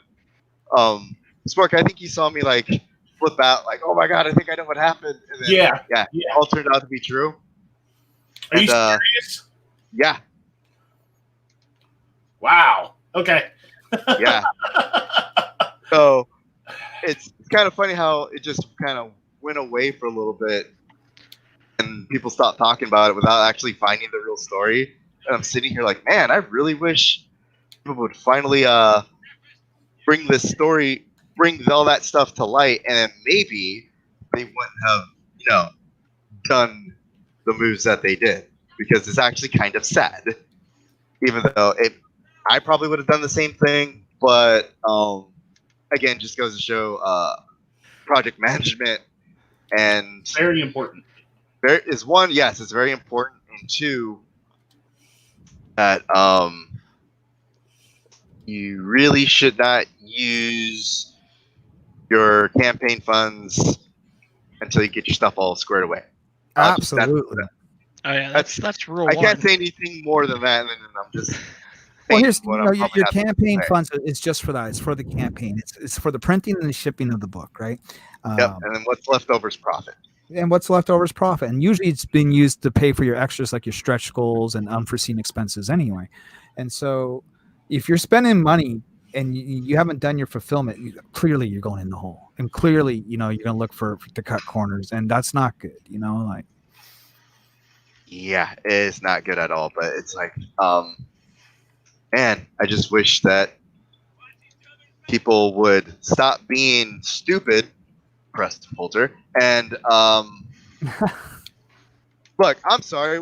What he did was, it may have been right. Means, motive, and opportunity.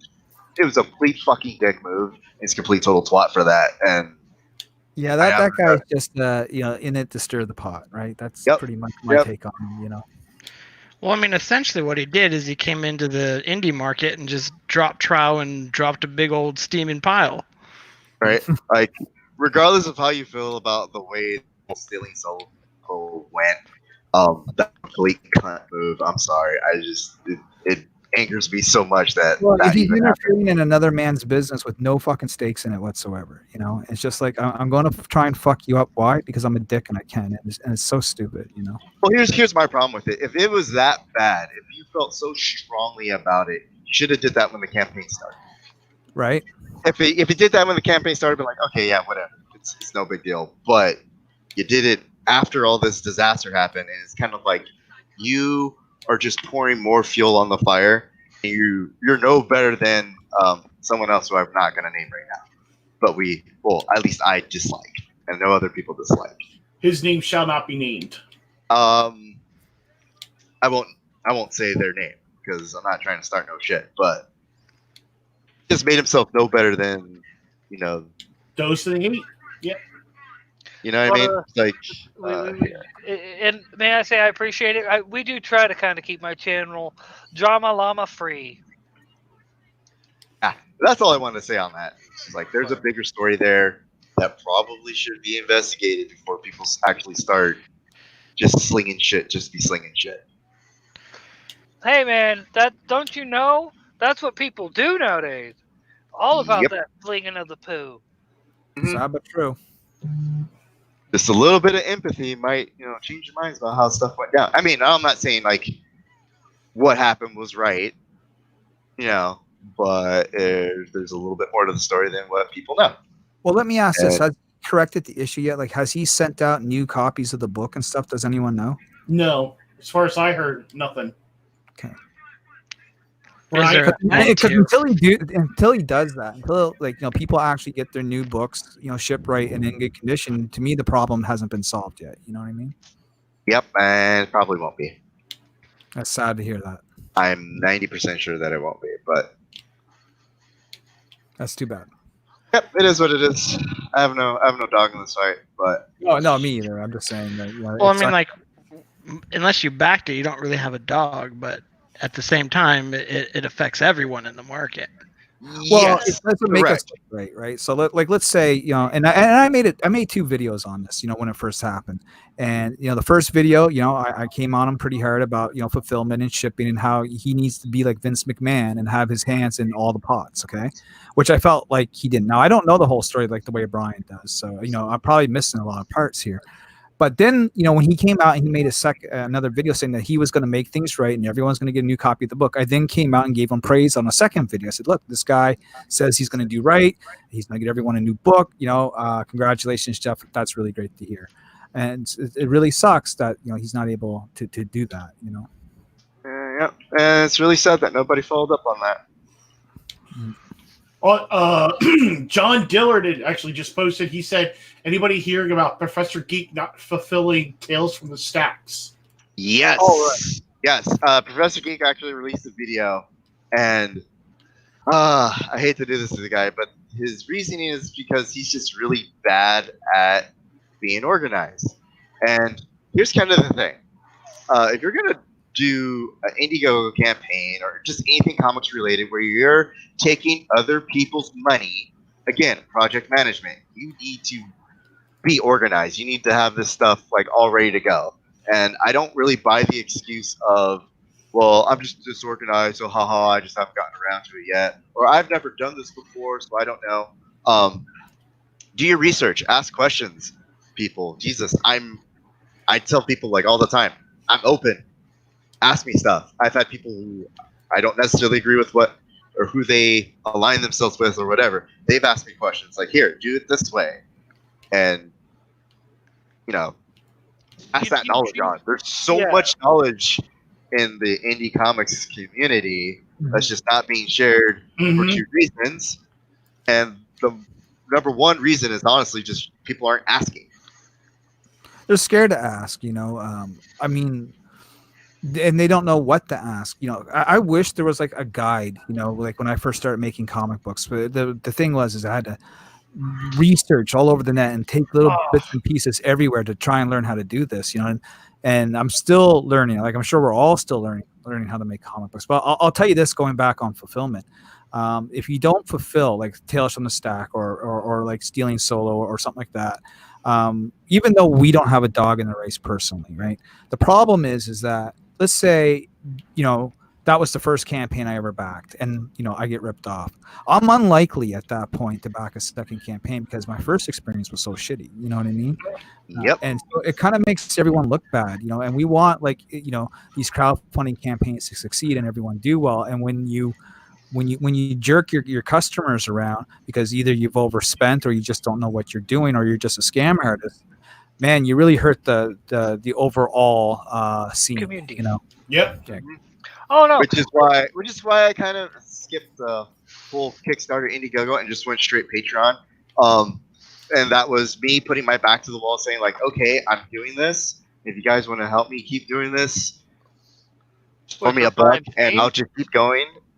And if you want to get it printed and shipped, here's the price point for that.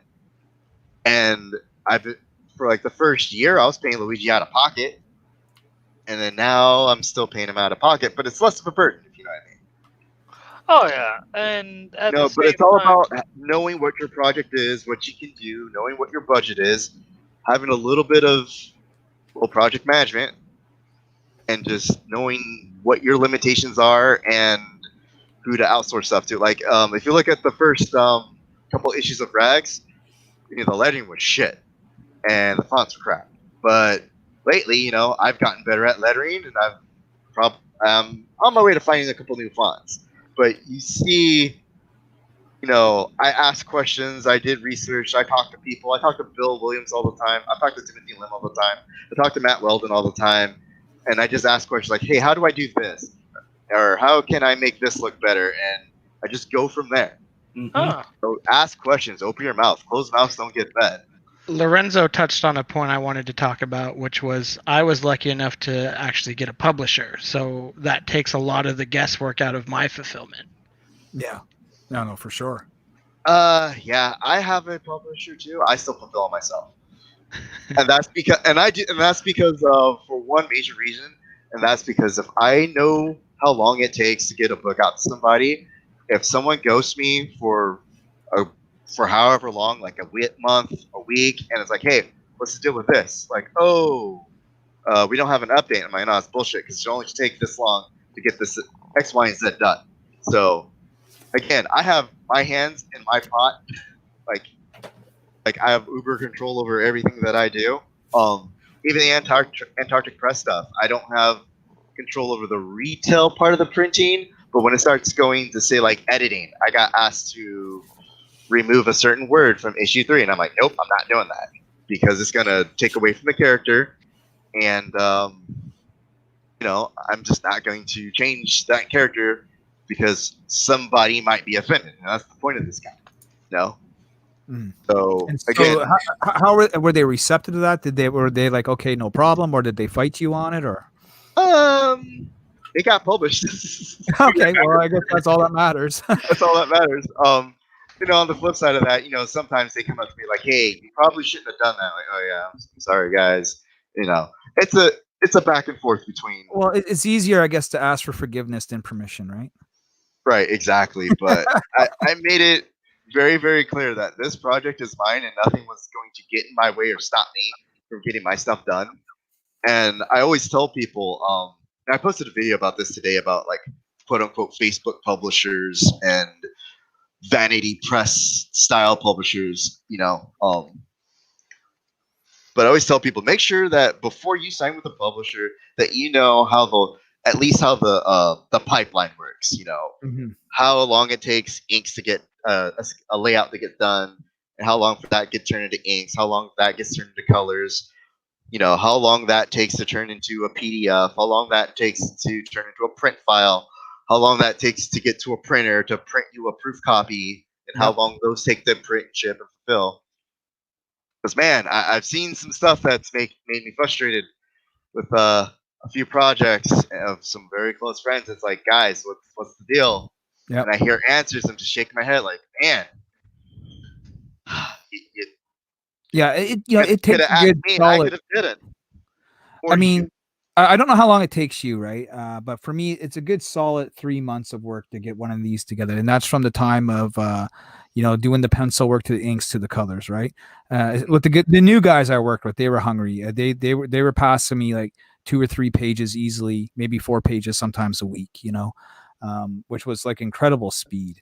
How long does it take you, Brian, to put together an issue of Rags? Oh man, it depends because we don't have like a traditional uh story length, if you will, because it was the whole comic was written more as like a web comic.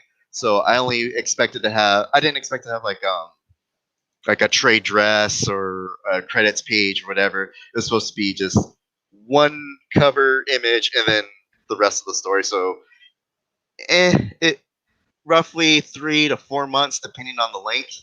When we were doing only like 20 pages, it would only be about 2 to 3 months to put something together. And then printing and shipping takes 3 to 4 weeks, Yep. give or take. And that's shipping them out to people individually. That's getting everything printed, put together, bagged, and put in a Gemini mailer and then mailed out. Quick question, because Quick answer. I just backed you on the $5 tier. Does Yep. that one come with physical copy? Because I'm kind of Yep. confused. Oh, word, sweet, Yep. $5 and up. nice. I need to go in and get all the digitals. That's $1. Yep. I just have to go find it on your what is it?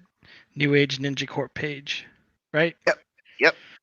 We also I'm completely overhauling the back end, so it's a little bit more cleaner and people understand stuff a little bit easier. Yeah, I Way saw that. easier. Saw that post today. There's a lot of stuff in there, including something a lot of people were waiting to hear about. Yeah. Like what? Rags 2. Oh yeah. The season 2. Yeah. Um, there's a whole bunch of information that I have to dump and fix. I'm working on getting some better welcome cards made. So when people when they show up, they'll have a nice welcome card. They'll have the link. They'll have all the information they need to go to get what they need to get. And it's been like a journey to get here. Well, it happens. Well, now the congestion's gone, but no, it happens. And the big thing is you had your reasoning for originally stopping at the end of, you know what I mean? Oh yeah. Like, and I don't fault you for that. Like, I'm actually 100% completely understanding. Like, that was a whole lot of just Nonsense. purity. Yeah, it's pretty bad. But we will be getting season 2, so let's go, Yep. y'all, bitches. You guys can thank Liz for pulling that one clutch. Yay! Hey, do you That guys was- want to see the 2 new pages then? Clutch. That'll work. Let me Yeah, man. Let's see. and booyah. Looking Speed a lot lines. better. Speed lines. So, yep, that's if you take a look at the sword in the background here, that is actually one of the 8 legendary weapons in the Sporkman universe. It is called the Kami no Sabasa. I actually based that off of Muramasa's sword. Wing of God? Yes. Ah. Japanese never failed me. And you're actually the first person who knew what that meant. So it is actually going to have the Japanese name in it and everything. But it's one of we have actually in our universe we actually have 8 legendary weapons that are created to fight against evil. So that's one, and Natsumi's is the second one. And here's the next page. So Oh, very nice. Oh, it's looking much better. Definitely. I mean, don't get it. Don't get it. Wrong. The original black and white looked good, but let's be honest. Color always makes the comic pop. well, I think, Unless it's not meant to have color. Well, yeah. right, and there's a style. There is a different style. This was always meant to have color. The problem is we just couldn't afford it originally. On the My World initially. Exactly. Yeah. Hey, I turned my lack of being able to afford color to a story element.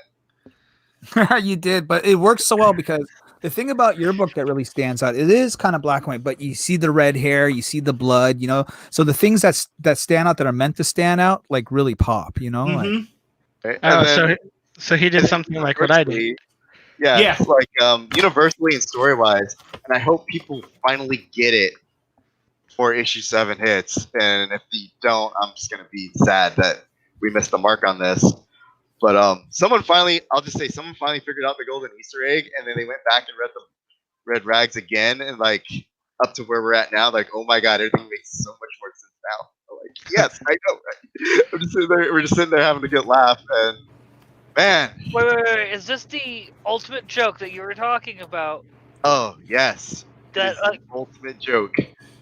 because I remember when you were talking about that, a couple years ago, that no one had caught it. Yeah, I finally had one person who caught it, Nice. and it was Good stuff. it was such great stuff. I was like, it's been like this the entire time, huh? I'm like, yeah, right. And then you go back and you look at everything, and it's like, oh my god, it's staring us right in the face the entire time, and nobody caught it.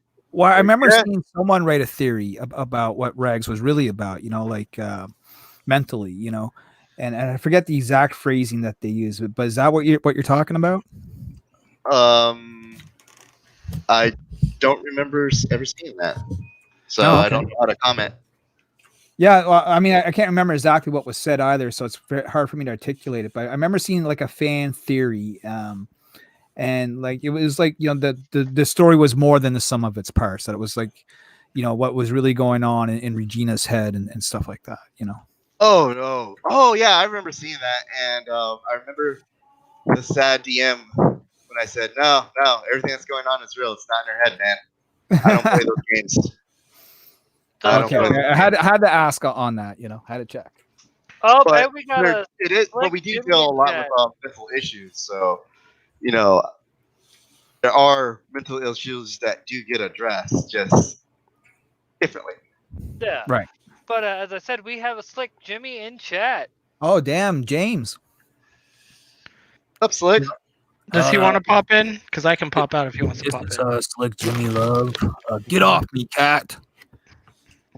Have you ever been in the off-air hangout with Jim? His cat climbs on him like 10 times in a night. He's always screaming for the damn thing to get off him. But your cat loves you. My cat is actually. I'm looking at me like, human, you're still streaming? Oh, screw you, I'm going back to sleep. Yeah, that sucks about StreamYards is that you only have 6 people on at a time, right? Because Slick Jimmy is a good cat to talk to, Oh yeah, he's one of the original Meeting of the Minds guys, actually. Like, it was... Man, we used to have a full, when Meeting of the Minds first started, we'd have, like, a full room. Jimmy says, "Stop, Larry. I love my cat." I know you do, man. I know you do. Yeah. So much going on in that book underneath the table, though. But at the very least, I can honestly say tonight's Meeting of the Minds has been brought to you by Everything Indie Comics. So and Raid Shadow Legends. That's right. Exactly. now, Raid guys, give me money. I mean, it may have only been a viewer of mine and not me, but Oh wait, you just signed up to our Patreon tonight, right? Yeah, just now. Oh, you lucky dog! You lucky dog! Okay. Oh, well, because I'm starting. I was gonna pull my fulfillment list on Friday, so you just barely made it. Oh, nice. John just got mad at us. He's like, "What the fuck?" He's like, "I don't get an invite, but Slick Jimmy gets an invite. I'm way fatter than him." Who's John? John John Dillard. Dillard. I have no idea who that is. He does art and whatnot. Did some of the Sporkman fan art. Remember I think it was. Yeah. All right. So what's his confirmed kill list like? I could not tell you about his confirmed kill list. Okay, so he's no Tim Kennedy. No. Oh, Good okay enough. then. So Jim says NYOBI Rags crossover. Hell's yeah, not quite the crossover. Not a crossover. I'll let Brian explain this to you. Yeah, it's not a crossover. It's a alternate universe take. So, yeah, it's its own thing. Its own And it's full gonna be more than fleshed out just story. NYOBI and Rags. It's gonna be like punchlines in it, right? Common Americans in it. Well, I got permission for Common America. I got to talk to Matt and Bill about. I know they're gonna say yes, but I gotta talk to them Still about gotta my check with them, universe, right? Yeah. And there is another character I'm trying to look to snatch up. If I can, it's an old AP property. Don't think I can pull it off, but if I can, that'd be neat. Ooh, which one? Damn, I'm interested now. And I also got Adobe Kroger on board, and yeah. Oh, and Sporkman's not suing me, though. I'm gonna need that in writing, sir, so I don't get sued. You're totally getting sued, bro. Totally. And the thing is, I was gonna say, doesn't he need like 3 signatures for that? well, not sure. Could not tell you. Yeah, no. If someone really wants to come in, though, I can jump out because I have to get going soon anyway. So Jim or John or whoever, if you want, so someone's looking to take my place, you can do that. But Barry, you're irreplaceable. Are you saying that you find us to be unentertaining, sir? Oh no, I you guys, am so insulted. Oh, hey guys, I came back to hear about you booting someone off. I could actually leave because I haven't been saying much and I missed most of the chat. So. all right. Well, message me a little later then. Okay, cool. Bye, Alright. guys. Thank you. See ya, It's great to Becky. meet everyone. Dropping in. Yeah. Hi, other Liz. Love you. Still hear our voice in the wind. That What was that again? there was a 6th person in That here. was Vicky, the NYOBI cosplayer. Yeah, I probably won't remember in next time. Did we lose Chuck? Other Liz. Oh, other Liz. Yeah, other Liz. She's cool. Just other Liz. Got to make sure to All get right, her color by her right name. But no, we didn't lose somebody. It was other Liz popped out, so in case we wanted to bring someone else in, we could. Oh no, I was saying more that like we've been talking to Chuck and he hasn't been responding. Oh, yeah. He may or may not have been taken by the reticuloids. We may have to mount a rescue attempt. So shall I send the link to Slick Jimmy? If you want, Jimmy or John, whoever. If do you want to expand, you can. We could even start thinking about wrapping it up if you want. Like you're the main guest on the show. Oh no, I mean once Brian jumped in, I dropped that honor to Mr. Brian Ball. Oh, John who, says, me? I'm not going in, I'm already offended. See, I knew Chuck was gone. Now we can just Well, jump up. now we can get John. John, come back. We love you. You didn't even know who he was. Don't. Right? Shut up. Shut Who's up. John? No, babe. I have to meet a person like 4 times before I remember their name. You're focusing on the wrong thing, Bob. It's not that he didn't know who he was.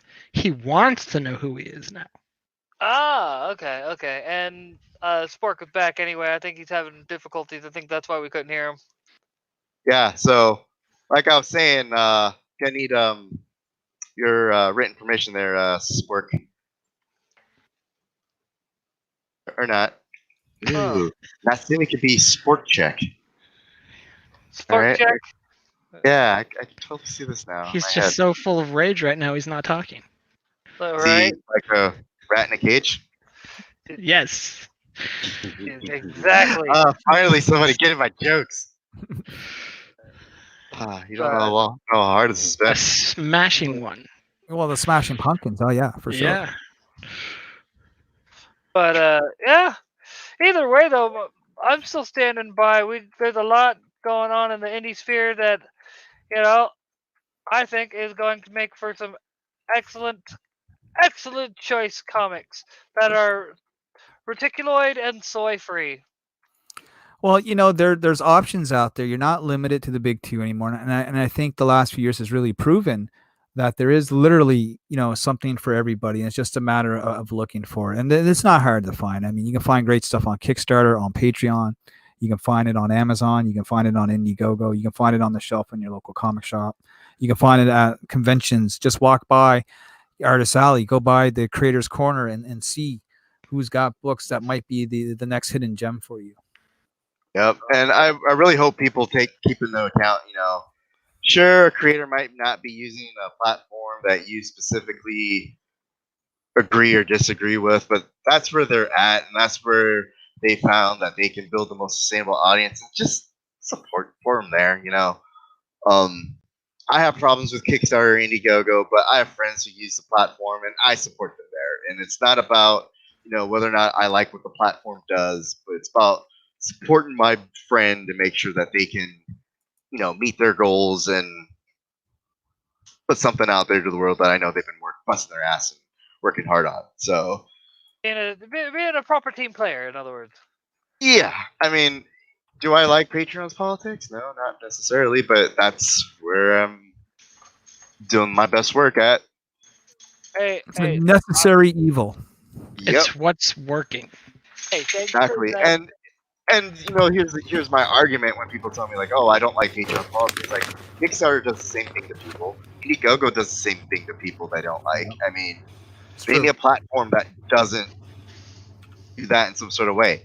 Oh yeah. And Twitter's a big one, and a lot of people tell me this on Twitter, like, well, I don't like them because they do this. Like, yeah, Twitter does the exact same thing. What's your point? Sometimes you just gotta take advantage of a means to an end. Well, let me put it to you like this. The only reason why I'm even getting back on Patreon is because I want to be able to add some rags to the wall, if you know what I mean. Yeah. Ball to the wall, man. Well, You should check out the Patreon exclusive store. Got a lot of cool stuff in there, like body pillows. Nice. Like the to be precise, Miss Sashi illustrated body pillow. Yep. And it comes with the pillow itself and a cover. So Nice. I'm thinking about might have to put in spare covers just in case anyone gets worn out. You cut it a little too hard. Wait, is that a Chuck finally back? All right, we got Slick Jimmy backstage. Alright.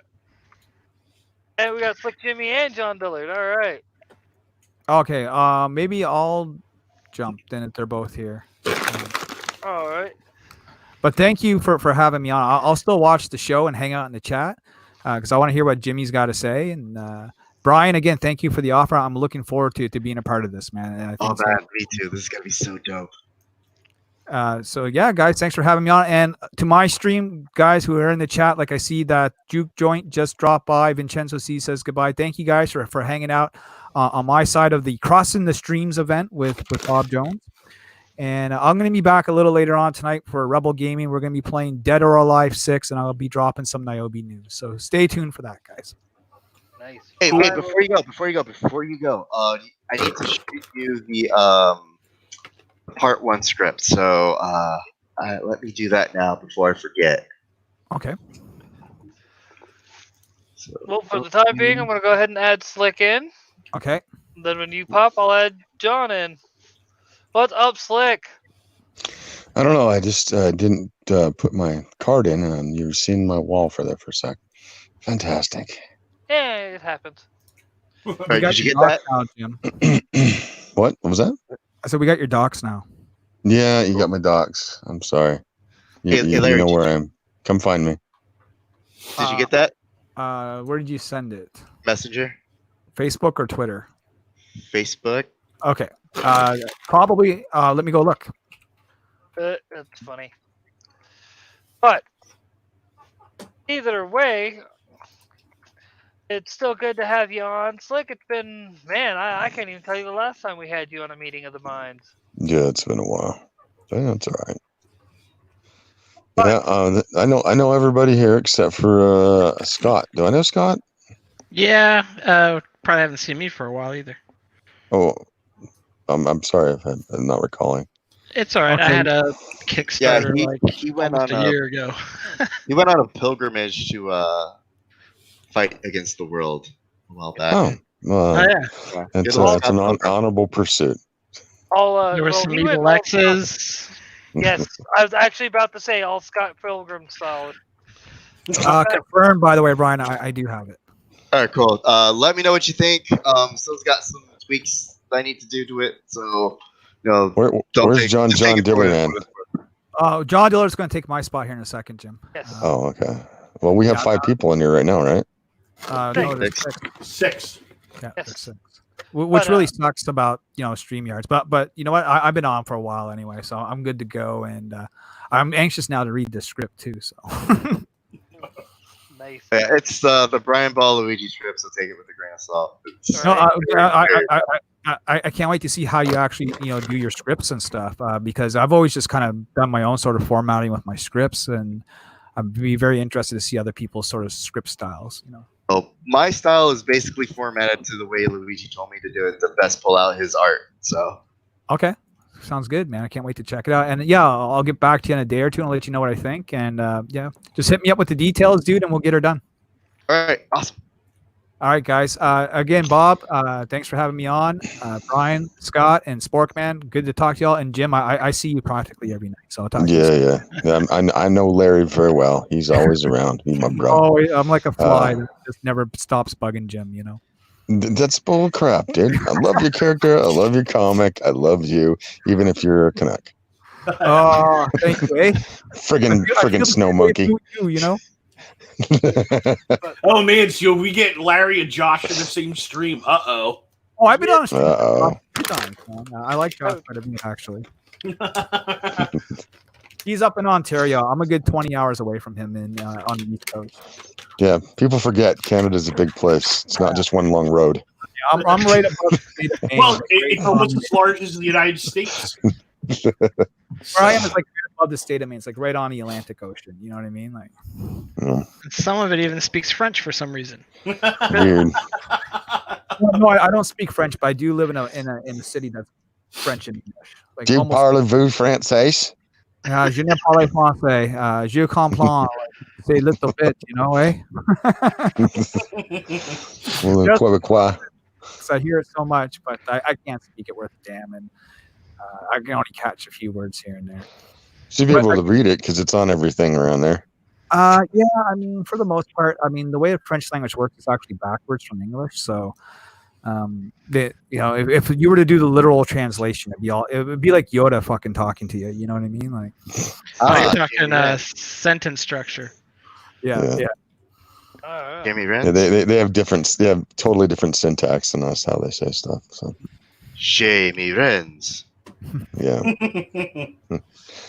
Brian's very humble about his writing. He is totally humble about his writing, and he says he does it when he's all drunk. But nobody can write something like that completely drunk because there's a lot of layers and a lot of thought put into it. So I doubt that. Challenge We're not accepted. talking about onions or ogres. What? ¿Qué pasa? He's the Shrek reference. Oh, Onions yeah. are like ogres. Yeah, that's right. Yeah. All right, Larry. Then we'll All let right, you go if you want to go. Yeah, I'm gonna go. We'll miss talk you. with Vicky, Have a good and, night, sir. Later, Larry. Thank you guys, and we'll talk soon. Order me a Hasta la pizza. vista. Bye-bye, He's eh? not gonna order me a pizza, is he? And now we have Uh-oh. John Dillard as well. Here comes trouble. Hey. See what the shit, man? I come in and then I gotta wait. That's right. You gotta wait, why'd man. you have John on before Jimmy? Oh my god. I know, and then you let Jimmy in here first. What the shit is that? How are you gonna disrespect my guy like that? How dare you? Jeez. How dare you? I wanna Writers talk before to you. artists. It's always writers before artists. Let's go artist or Oh, writer. Hey, we got four writers in here versus 2 artists. Hey, look, I'm gonna be the first person to say I wouldn't be where I'm at if I didn't have my artist. And yeah. I completely agree. My words are sold by whiskey paint. So Yeah, I definitely agree with that. I also agree with that. I too agree with that. I don't even know what we're agreeing on. you're all lying. You're just trying to, Brian's just trying to downplay his who? Mike Loser. Jones? I'm just saying, I'm not. You're not gonna get to butter him up so easily, there, pal. I got all night. Sorry, when people start drawing on streams, like my attention span just like zooms in on that. Well, What? Your attention span doesn't zoom in when somebody's writing on stream?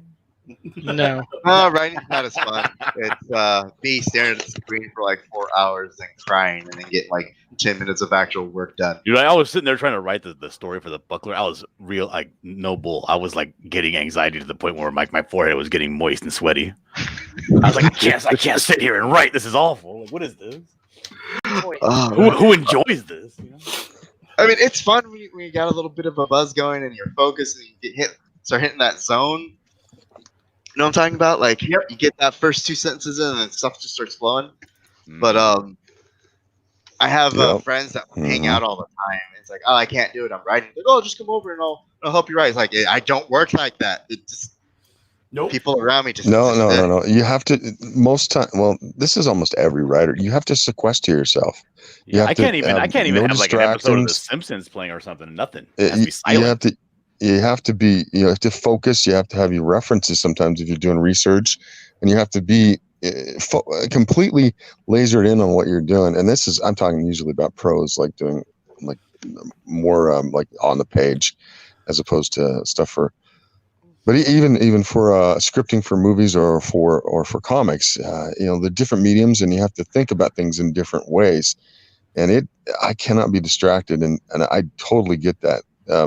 If I get a phone call or I have some sort of distraction because of what my life's going on, it's really hard. And I know professional writers who literally they kind of lock themselves in a room, that's their office, and they work there for a specific amount of time. And if they're in the house, they tell their wife to keep the kids away because it's a job and that's what they're doing. Sorry, I went on a rant there. I agree with all of that except for the professional part. Well, I was writing last night just for fun. I was writing a character bio for doing D&D on Chester's thing. And, I just got on a flow and I was writing for 2 hours until my eyes started to get weak. But, and just you feel it. And then when it goes away, it's kind of like grasping it, it's sand. It's just like, fuck. Yeah, I don't. It's one of those. The best way I can describe trying to write. I'm not even really trying to write. I'm just trying to. This is one of my biggest problems. Like Chuck and I are working on something, and I am such a perfectionist that the murders that I'm having to like plot out and do the basically design and have a detective solve, because I'm such a perfectionist, everything has to be like each murder has to be specifically a specific way, and if I can't get everything to line up just right, I'm just like, I've thrown out at least 3 different pages of just ideas that didn't work out and didn't fit. Like, we're talking front and back. It's like, restart. That also has taken so long, Chuck. I'm sorry. That's okay. Hey, I got other stuff I'm working on, so. As a writer, I'm a little bit different. I thrive with like music on or something playing in the background. I guess because that's the way I've always studied, because it gets my creative juices going. Well, music doesn't bother me, but like a television show, that's totally different. If I'm gonna have like a show or movie on in the background, I usually just throw on Debbie Does Dallas. Waka Waka. I mean, I've never finished it anyway, so I pretty much know what happens in the first 15 minutes. That's because that's as long as you make it. I'm just saying. Yeah. I'm just saying. I know how you modern soldiers be. All I have to say is whacking it in a porta potty. There's tough, and then there's army tough. I'm just saying. Hey, you got to do what you got to do sometimes. Right. And what's sad is anyone who's I mean, unlike my kids, it's not going to beat itself. That was slow claps at well played joke. Yeah. A lot of material for operator, guys. A lot of material for that. Right.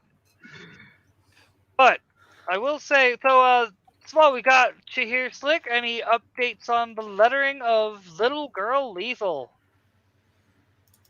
Well, I just contracted James Reed, and he's got a couple other things to finish before he jumps on it. But he said he should start doing it this Friday, and then as soon as I get pages in, I'll start sharing them out so people can kind of get a flavor and vibe of where we're going. I didn't want to show mine because I really didn't. I showed a couple of stuff, but I don't know. The feedback I got was middling to lukewarm. Well, like with the pages I saw, you were doing good. It's just you could. The best thing I can say is I can tell that you're being so meticulous that it was. Let's be honest. When you're trying to be a bit of a perfectionist with lettering, you're going to be there for a while, and I mean a while. Well, yeah, lettering I've started over hard. twice.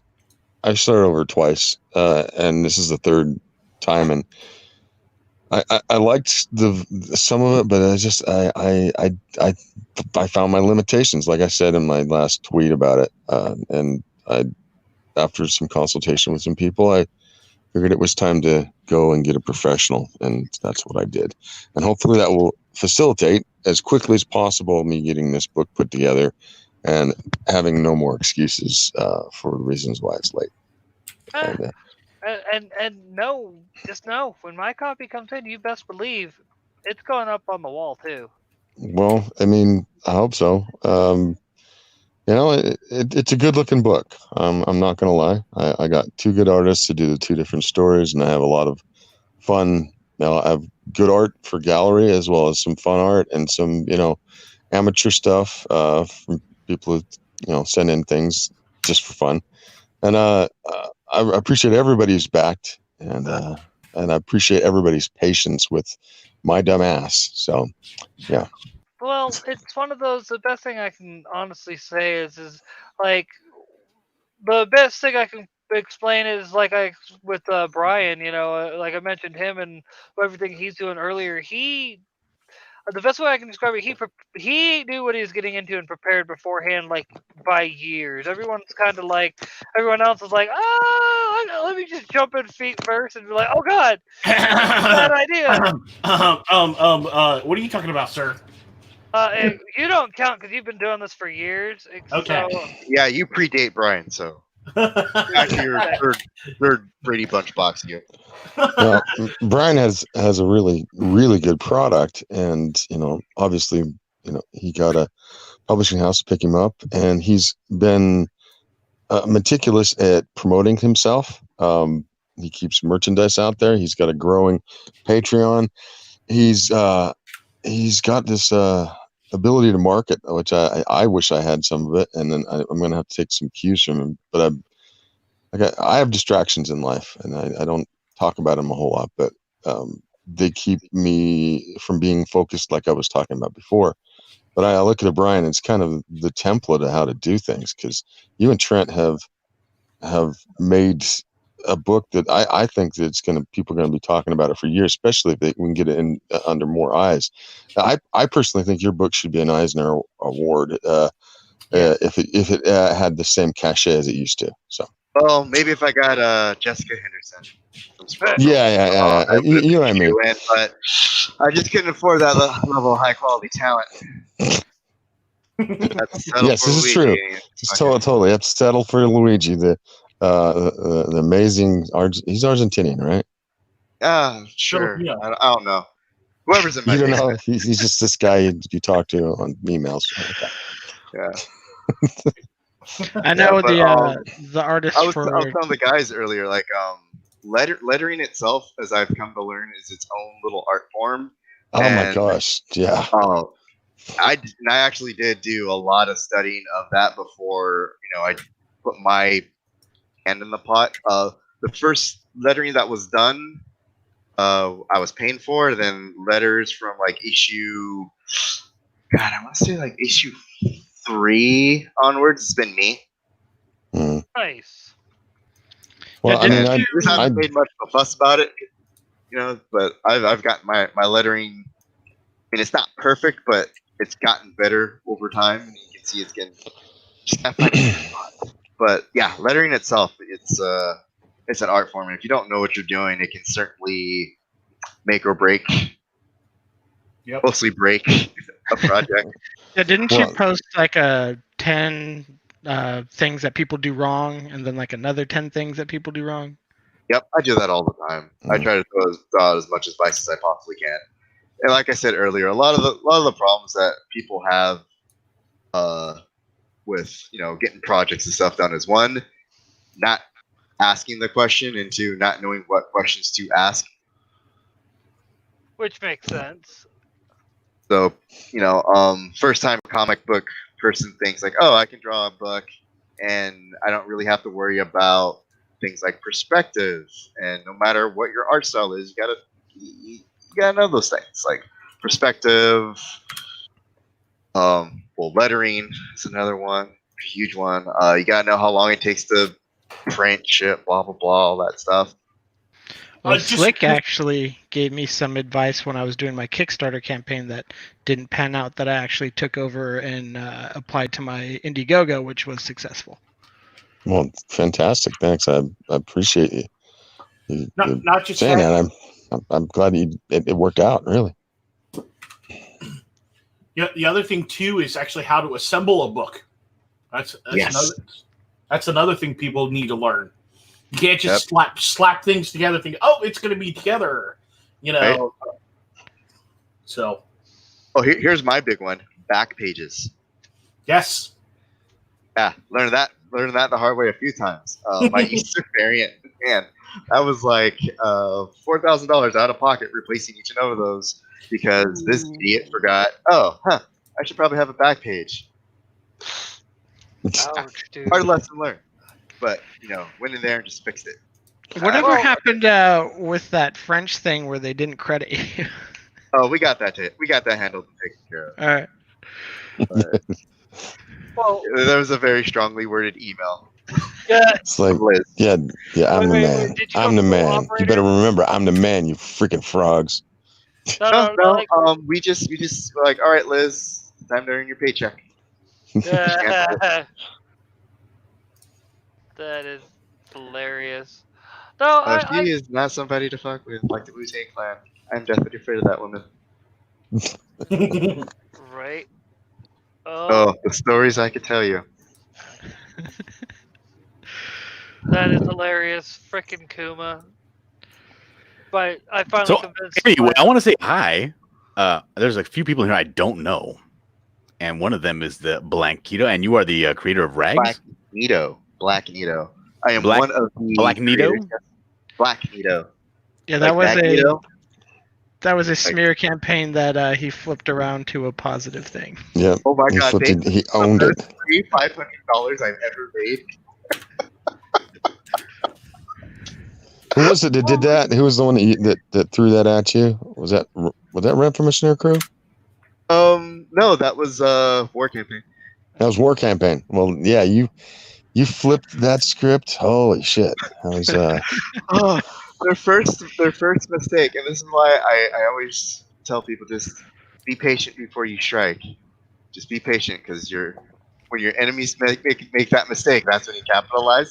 I'll tell you, I'm a wonderful warfighter, but man, that mistake was Magneto is like one of my favorite villains, and so putting my head on Magneto was more of like I remember you showed it to me, and you were like, "I love this." It was like one of my favorite things, like last year.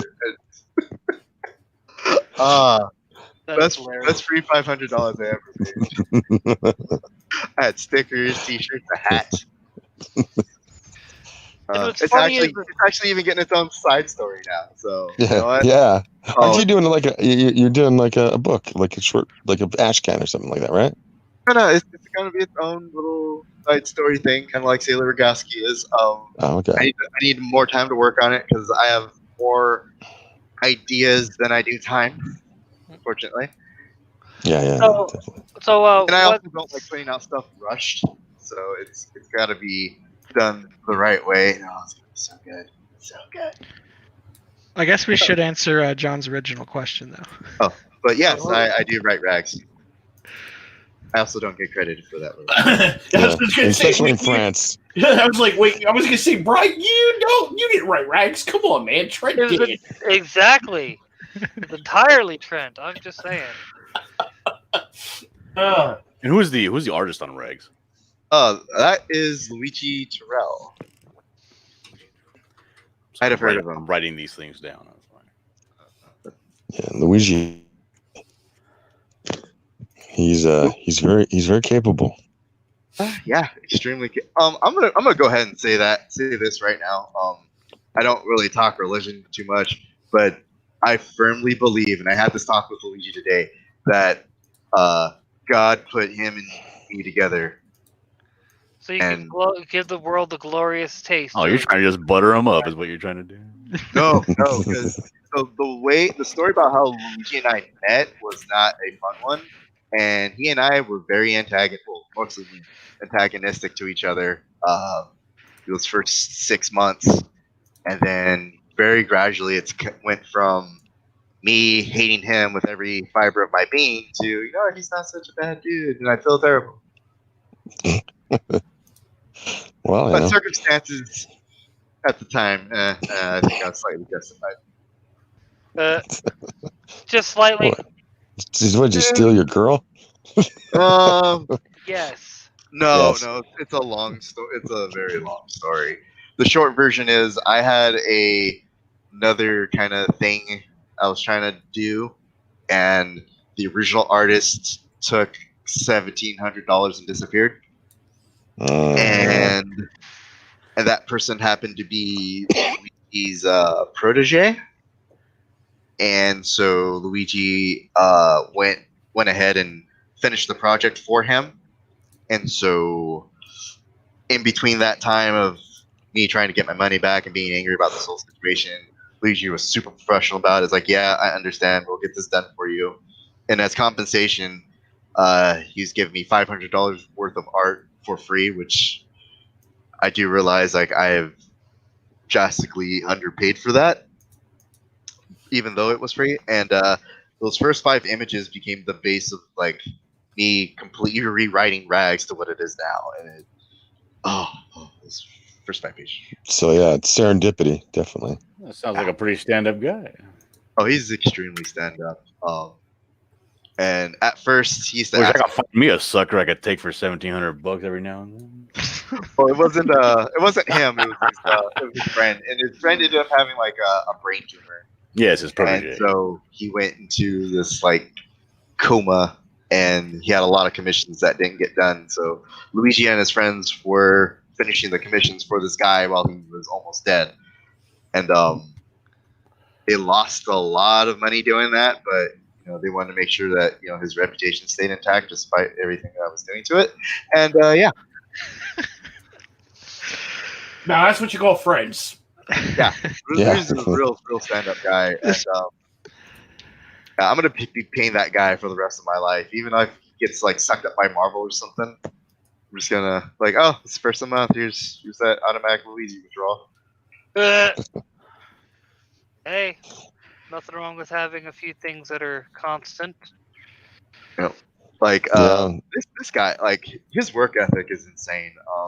He probably doesn't have the Matt Weldon or the Timothy Lim output, but this guy will stay up until well past 3 a.m. until his eyes hurt and his fingers cramp, just because I'm not quite happy with the page. I want to get this perfect, and he'll just. I see your whip updates, and they're fast. The next iteration comes quickly, and I'm impressed by that. Yeah, he's literally up till 3 a.m. fixing stuff. Just like, oh, you know what? I actually didn't like the way that looked. Here, let me redo that line. Okay, our seats are both ready. I completely understand. Like that's as like I said. One of the things when it comes to drawing for me is it's part of it. I get so frustrated and don't even bother. I'm like, flip table, fuck you guys, I'm out, type deal. Because it literally is like that one line that just will not go the way you want it or something, and it's like you're doing good, got everything else going all right. It's like not going to be the greatest, compared to other people, but it's good for me. It's great for me. I'll be able to say, oh God, that line is not where it should be. Lines are important. What are you talking about? Yeah. And then he's got to deal with me being OCD about how military stuff looks, and he's finally reached a point where like I don't even have to say anything anymore. He's like, wait, hold on, shattered finger trigger that time. I gotta go redo it. Like, yep. Good job. Yeah, I'm doing it for helicopter. Then you're only gonna see like the side of the helicopter.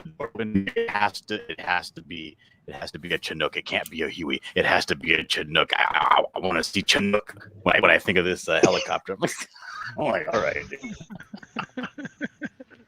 Yeah, I'm like that. But I've relaxed. Hey, Model 316's here. Yep. He's still working on the Rags model, right? Yes. Oh, I got to thank Dan again for getting that started. He's also doing the Sporkman and the Jack Irons too. Yep. Yeah. Dude, you're getting a Sporkman action figure? Yeah. Well, we already have one. Eric's making one that's posable. Model 316 is I want one. I want one from Model. Yeah, he's doing a cast. He's doing a cast version where Eric's making a posable one. What pose is he gonna be in? What's that? What pose is he gonna be in? Oh, it's gonna be tight. Reverse cowgirl. We haven't decided yet. We'll have to talk with him and see what he wants to do on that. The Hey, Model. Amazonian. I want you to know I really appreciate your work. Your work is dope. And it also might help if I have live comments on instead of private chat, so I can read the chat. But the other person, John, just to let you know, Scott, he is Scott Hey, Pilgrim. Scott Pilgrim. Scott is a Wicked creator too. He's part of Wicked. Oh, is he? Yep. Okay. Yep. Got a little series called Wrath, a story of a young man who discovers he can manifest all the dark emotions from his abusive childhood. Spelled correctly? Yes, spelled correctly. Yep. And the villain is a Lich King. No. Dude, trust me on this. Trust me on this. Great. It's a mind flare. I'm staying out of this one. If I am not going to end up a witness to certain things, I don't want to be a witness to. Is it a mind flare? Oh, it's a mind flare, isn't it? We can't use mind flayers. Those are trademark. Those are proprietary. Yeah. Pathfinder can't even use those. They can't use those. Beholders and phase beasts. Just make up a beast like you did. What about a rogue? It's a penis monster, right? It's a penis monster. Totally. Right, everyone missed the Beltron thing. So what are you working on, John? Oh, this is I wanted to do a cover for the Buckler, which is my character, and this is gonna have like a National Lampoon Vacation feel to it, and this is him. He just beat a bunch of people unconscious, a bunch of rioters that were rioting in the street because he attacked and put into a coma beloved anchorman Todd Harrington, and the city kind of rose up against him, so he had to make a show of force and just beat the hell out of everybody. He's a villain, so Villain with a whole lot of villainous intent. yeah, he's a villain with a heart of gold. He has a lot of issues, but he's working through them slowly. Just take some time. One anchorman at a time. Exactly. Well, he wasn't trying to, kill the guy or put him in a coma. He just wanted his seat because he wanted to make an announcement to the city, and he kind of gave him a super kick out of his chair, and then as he flailed across the room, kind of hit it, got tore up a little bit. He's a super, but not really. I mean, he has the strength of 3 men, So he has a hard time dealing with his powers. So Only a hard time, well, like yeah. mildly. It's not full on like pulling hair out. It's just a mild discomfort. No, he's just a little overzealous sometimes. He has that personality of like, he finds something new and he gets really into it, and he has a hard time dealing with people disrespecting him. So he wanted to go make an announcement because his house got scatapulted. So these upstart heroes, these fake heroes that are just out there trying to get Starbucks to sponsor them. They kind of went to his house and threw a bunch of feces over his walls and stuff, and with a catapult. So John, is this your book? This is, yeah. So it's autobiographical? Absolutely, yeah. Fantastic. That's why he looks exactly like him. It's one of those, if you're going to have to pull for something, at least pull from what you know. Yeah, it's something that we have to do as non-writers. I can't really put myself in the shoes of another person. I got to make it a self-insert. What? Oh man, you need to take my course. It's only $40. Sounds like a steal. Okay, Wait, no, you I will told teach me you it to was write 80. in 5 minutes. Step 1, go to the grocery store. Step 2, Step 2, buy a 40. bottle of Jack Daniels. Step 3, go home, ice, cup, and just go away. Just go away at the keyboard. Step 4, masturbate to Hemingway. Yes. No, that's not nice, Wow. but Okay. The Step sun 5, also rises. Step 5, get With online my and write an dick. eloquent soliloquy about how you're not appreciated in your time. For whom the bell tolls. With my dick. Oh, he's breaking ground over there. Exactly. He's bringing back them hard hits, the best of the 70s and 80s porn scene. I'm just saying. Yeah, but I wanted to do this guy. I wanted to do a character that's like a more raw, beat 'em up style character. So what happens is, like, when he first gets his powers, and when he first turns into a villain, he gets right away he gets caught up in a murder rap, so he has to take off. So he goes down south. He doesn't know how to use any of his powers, really. He's pretty whack. He doesn't really have anything to fight against in Winnipeg because there's no crime. So he goes down south to America, and he ends up meeting some old Mexican boxing promoter in Texas, and he teaches him how to fight and how to use his body, his abilities, his strength to great effect. So actually, when he does encounter supers, he can hold his own, but he's more of I'm a fighter. He's one of those. He will punch first, ask questions later. Yeah, If at all. and again, like you said, asking forgiveness instead of permission. He does spend some time trying to go and make things right, because he doesn't want really to be a villain. He just has a hard time coping with life sometimes. So he kind of has like that short fuse where, like, you say the wrong thing to him and then he just throws the punch and then it's like, oh, sorry. Yes. That's him. Like, well, you see what had happened was, I may have overreacted. he just needs to do Tyson, just fight. He will say may have. He definitely has a hard time admitting fault as well. So, you see, I might have been, Well, like, here's an image here. This is when he first turns in. He used to have a long cape. This cape was like 7.5 feet. It would always like drag behind him, and his cape gets ripped off by the Canadian Shield. When he ends up, because he was like a super fan. He was a hero, like a little hometown hero, and everybody loved him.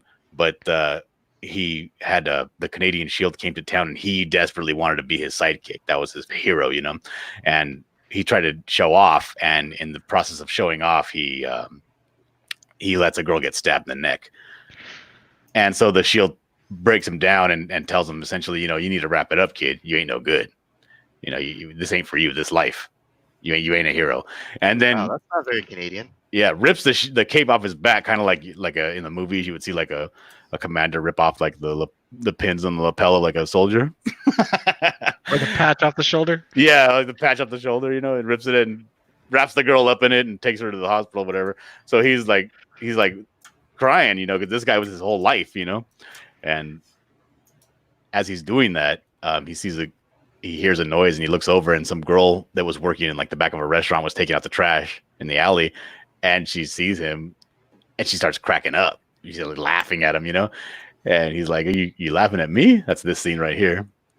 And then he goes over and, you know, telling her, you need to stop laughing, and ends up choking her to death. Mm. It's almost like So anger issues. mice Without and men not type laughing at moment. anybody crying. Say what now? What? There was a couple of people saying something I couldn't hear. I was gonna say it was kind of a mice and men type moment. He does, yeah. He has his little Lenny moment there. He doesn't really know what to do. He's scared and just be quiet, stop making noise. They can't find you, you know. Well, I was saying that would teach that woman to not laugh at a man crying. Right. Yeah, 'cause that's rude. Shouldn't laugh at anybody when they're crying. And Super rude. Like what? If I saw a woman crying on the street, I would go and be like, ha ha. Yeah. That's what you get when you get your heart with. This is not a pop punk wannabe concert. I'm just saying. What? No, I'm just saying, like, you wouldn't do that because that's rude. Yeah, super rude. Like the things that he goes through. Like he goes and he, you know, they throw pee balloons and poop into his house, and it gets on him. You know, so he gets his boys, you know, Bull and Moose, which are his henchmen, and he takes the Buckler Mobile. Oh, dude, the Buckler Mobile. Where's that Buckler Mobile? It should be Moose and Squirrel. Look at this. This is his Buckler Mobile right here, okay? And they should be Russian. Yes. So this is the the VW Buckler. bus.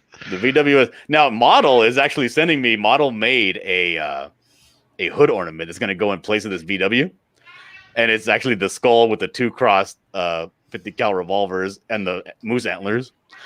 So it's gonna be pretty awesome when it gets here.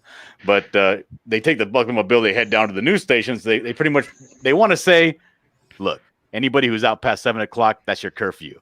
I'm hunting these heroes. Called John, who made that van? JP4. It's nice, man. Yeah, it's pretty kick ass.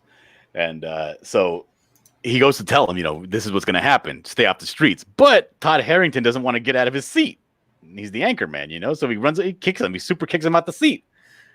And that's when, you know, oh, well, now it's a big deal. You know, you hit Todd Harrington. So he takes Todd Harrington with them with the intention of, you know, I'm going to take him to my little medical facility here. We'll have him looked at. You know, he's all tore up. But everybody assumes that the Buckler just super kicked Todd Harrington and then kidnapped him. And who knows what happened. So everybody wants the Buckler's head. So everybody's out past 7. And they start rioting when he shows up.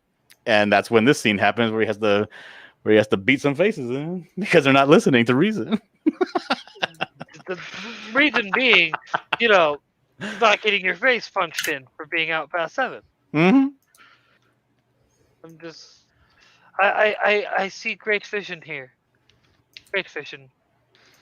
Now, you must make sure you complete said vision, so those out there in the land of comicdom will not be spared of such glory. Oh, they won't. This is gonna be great. Now, like I have. Are you familiar with Rick Piper of Cross Comics? Huh. No. Tell us about Rick Piper. I've never heard of him. Okay, well, Rick Piper's a charming fellow, and he has a book out called The Canadian Shield. This was originally a spoof on his character, the Canadian Shield. But I'm doing an ash can for him, and the ash can's almost done. So I only got 2 pages left on that, and it's called the Buckler Knight of Descent, and it's the epic noir, and that's going to be the story of how he becomes a villain. So that's like this here. This is a double page spread I've been working on for the Buckler. Let's hit the Buckler over here. But this is the shield coming down to kind of stop because this girl got stabbed in the neck, like I was saying earlier. So he's coming down. He's gonna, you know, stop all the shenanigans from happening. But that's what I've been working on pretty diligently. That's what I've been spending my time doing. Pretty dillardly. That's what I'd say. Yeah. And I'm giving him that because I really like Rick, and his he's not the best artist in the world, and his book's struggling right now. It's funding right now, and it's struggling. So I'm throwing in all this stuff for free. Like if you back the book at any physical level, I'm chopping up the pages and just sending out artwork to whoever backs it. Nice. So I'm trying to, but that is going to be like the prelude to this book. Gotcha. Which is Buckler Ascendancy. Where he finally becomes the hero he set out to be. Yeah, Well, I will say this: about, he doesn't become the hero, but he does end up getting some shared custody of his daughter. Hey, there you Yeah, go. better respect Hey, the you big gotta start Buckler. somewhere. That's the main reason, because he was, lamenting his situation. He had just lost shared custody to his wife because of his villainous ways, his ex-wife.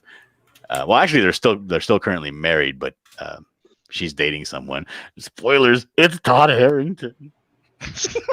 Canadian Shield. That damn newscaster, Todd Harrington.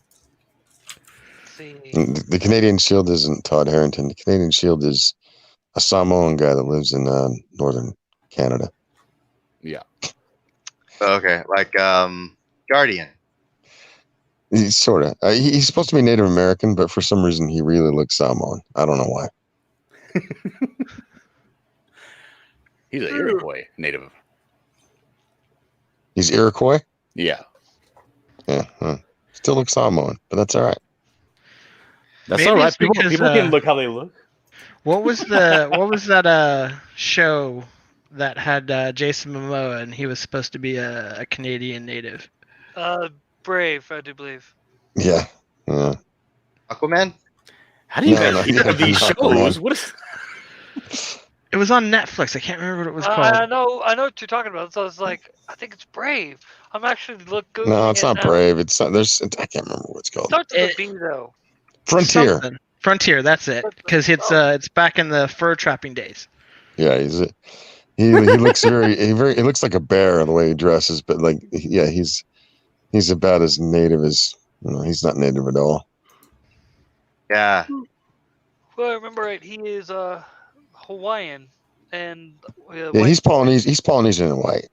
Yeah.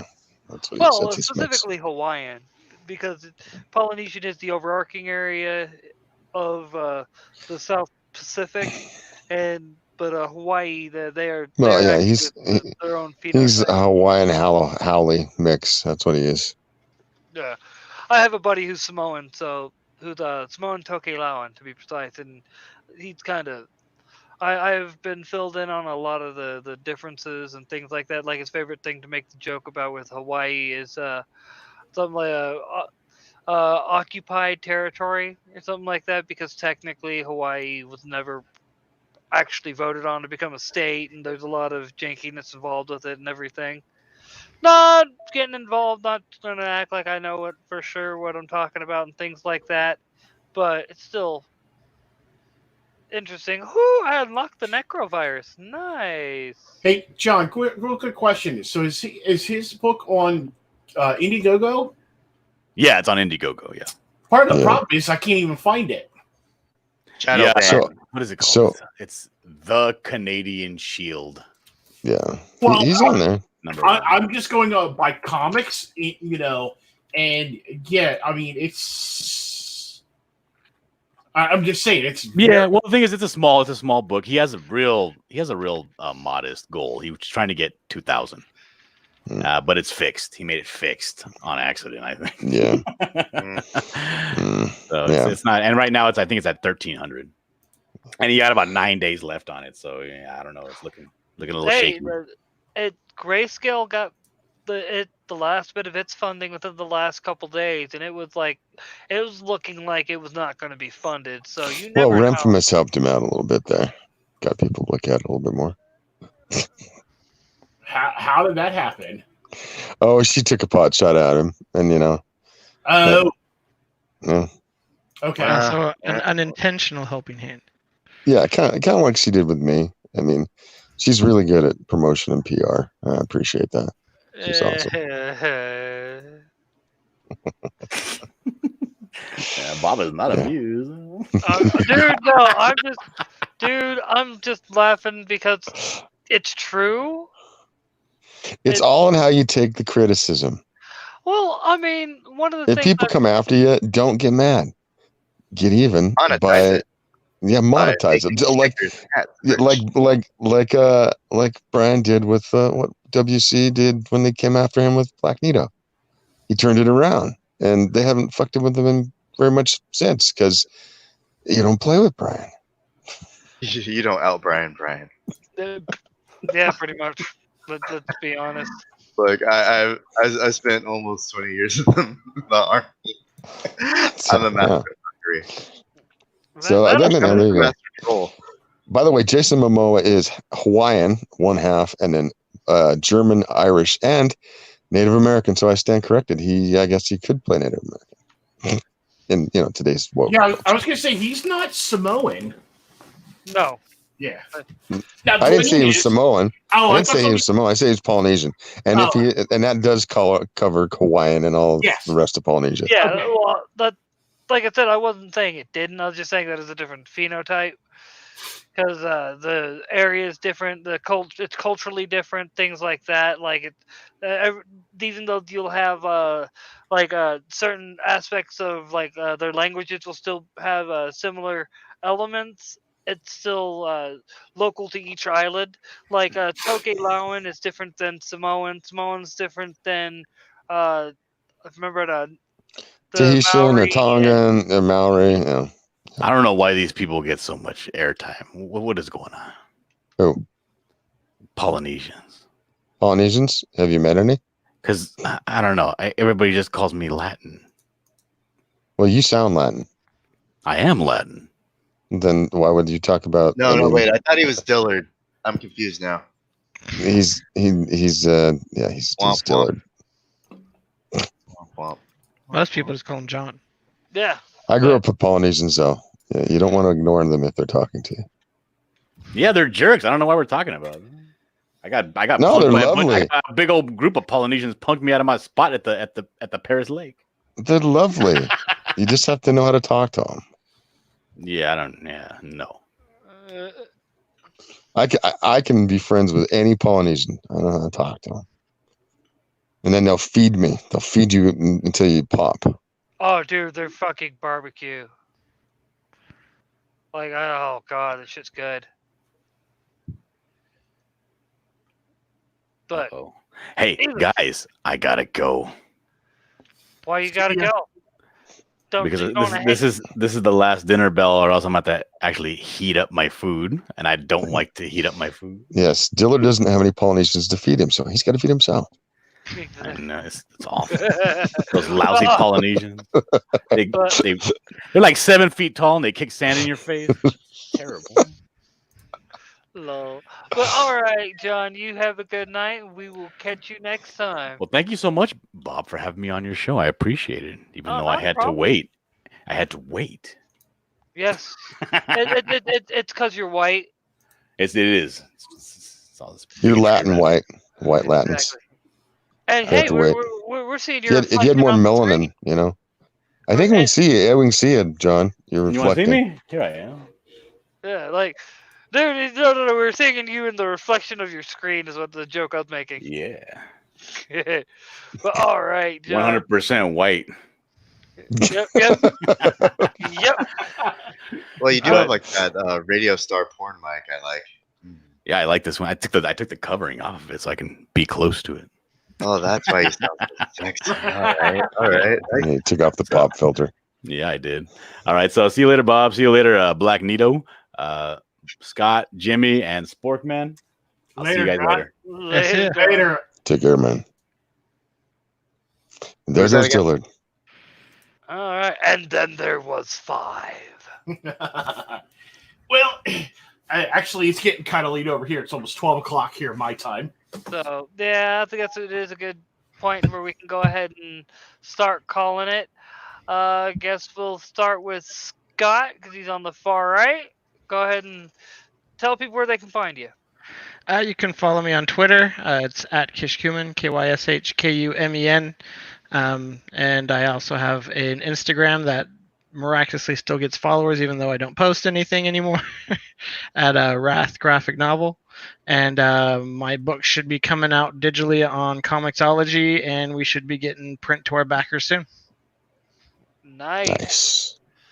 All righty. Chuck, where can they find you? As always, you guys can follow me everywhere: Twitter, Instagram, Facebook, everything at Sporkman Studios. Like I said, we got 24 pages down, colored. Ginger just turned in the 24th page today out of 32. So we only have about 8 more pages to go, and I'm working on the lettering, and then we'll be on to issue 3. Most likely, we'll probably be done with issue 3 by the end of March. So hopefully, we will be into print by April. Nice. So outstanding. Yeah. All right, Brian, you're up. Oh, yeah. Find Rags number 6 at your local comic shop. Out now.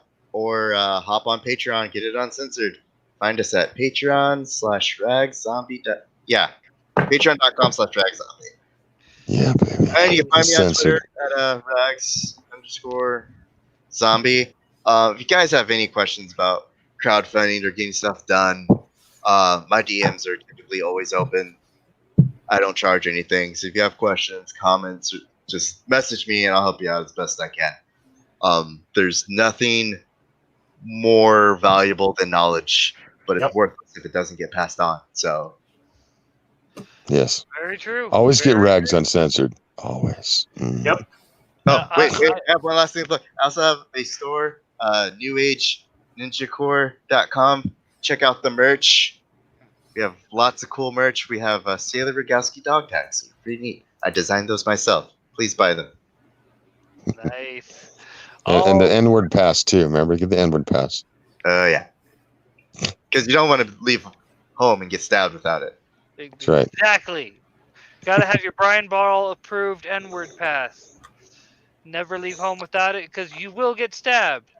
You will. But thing is, top secret bit that Brian won't tell you, it'll be him doing the stabbing for being dumb, for not leaving the house, or for leaving the house without your N-word pass. Brian's strict on enforcement, man. I'm just saying. I am. There is the link. There it is. And if anybody really cares about my Twitter, you can follow me there. All right. I'll have to do that, Brian. I just have to follow you. If you want to. But only if you want to. Oh yeah.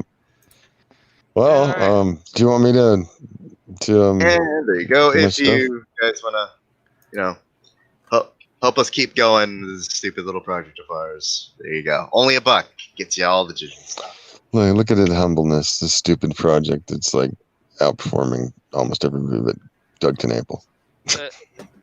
All right, but I'm happy. Like you said, I got in just in time, so I'll be getting issue 5 and issue 6 next month. Yay! Yeah, everybody go get Rags, get Sporkman, get Scott's book, Wrath, I believe.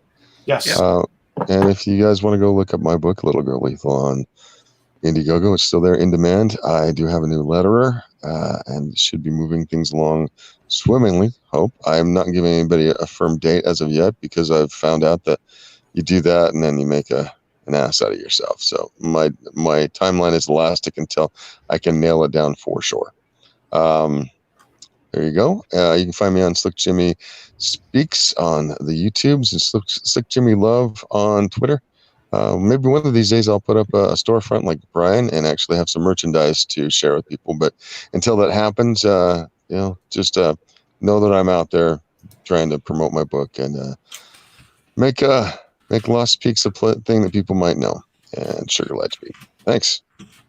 All right, and as always, you folks can find me on Twitter at Brainiac420. You can find me on Mindscap, TikTok, and Instagram at Bob Jones Comic Wars. Like, subscribe, share, try to get more people to see these meetings of mine so they can hear about great indie comics. And with that, I guess we will bid you folks goodbye. Adios. All right, guys. Have a great night. Later. Night.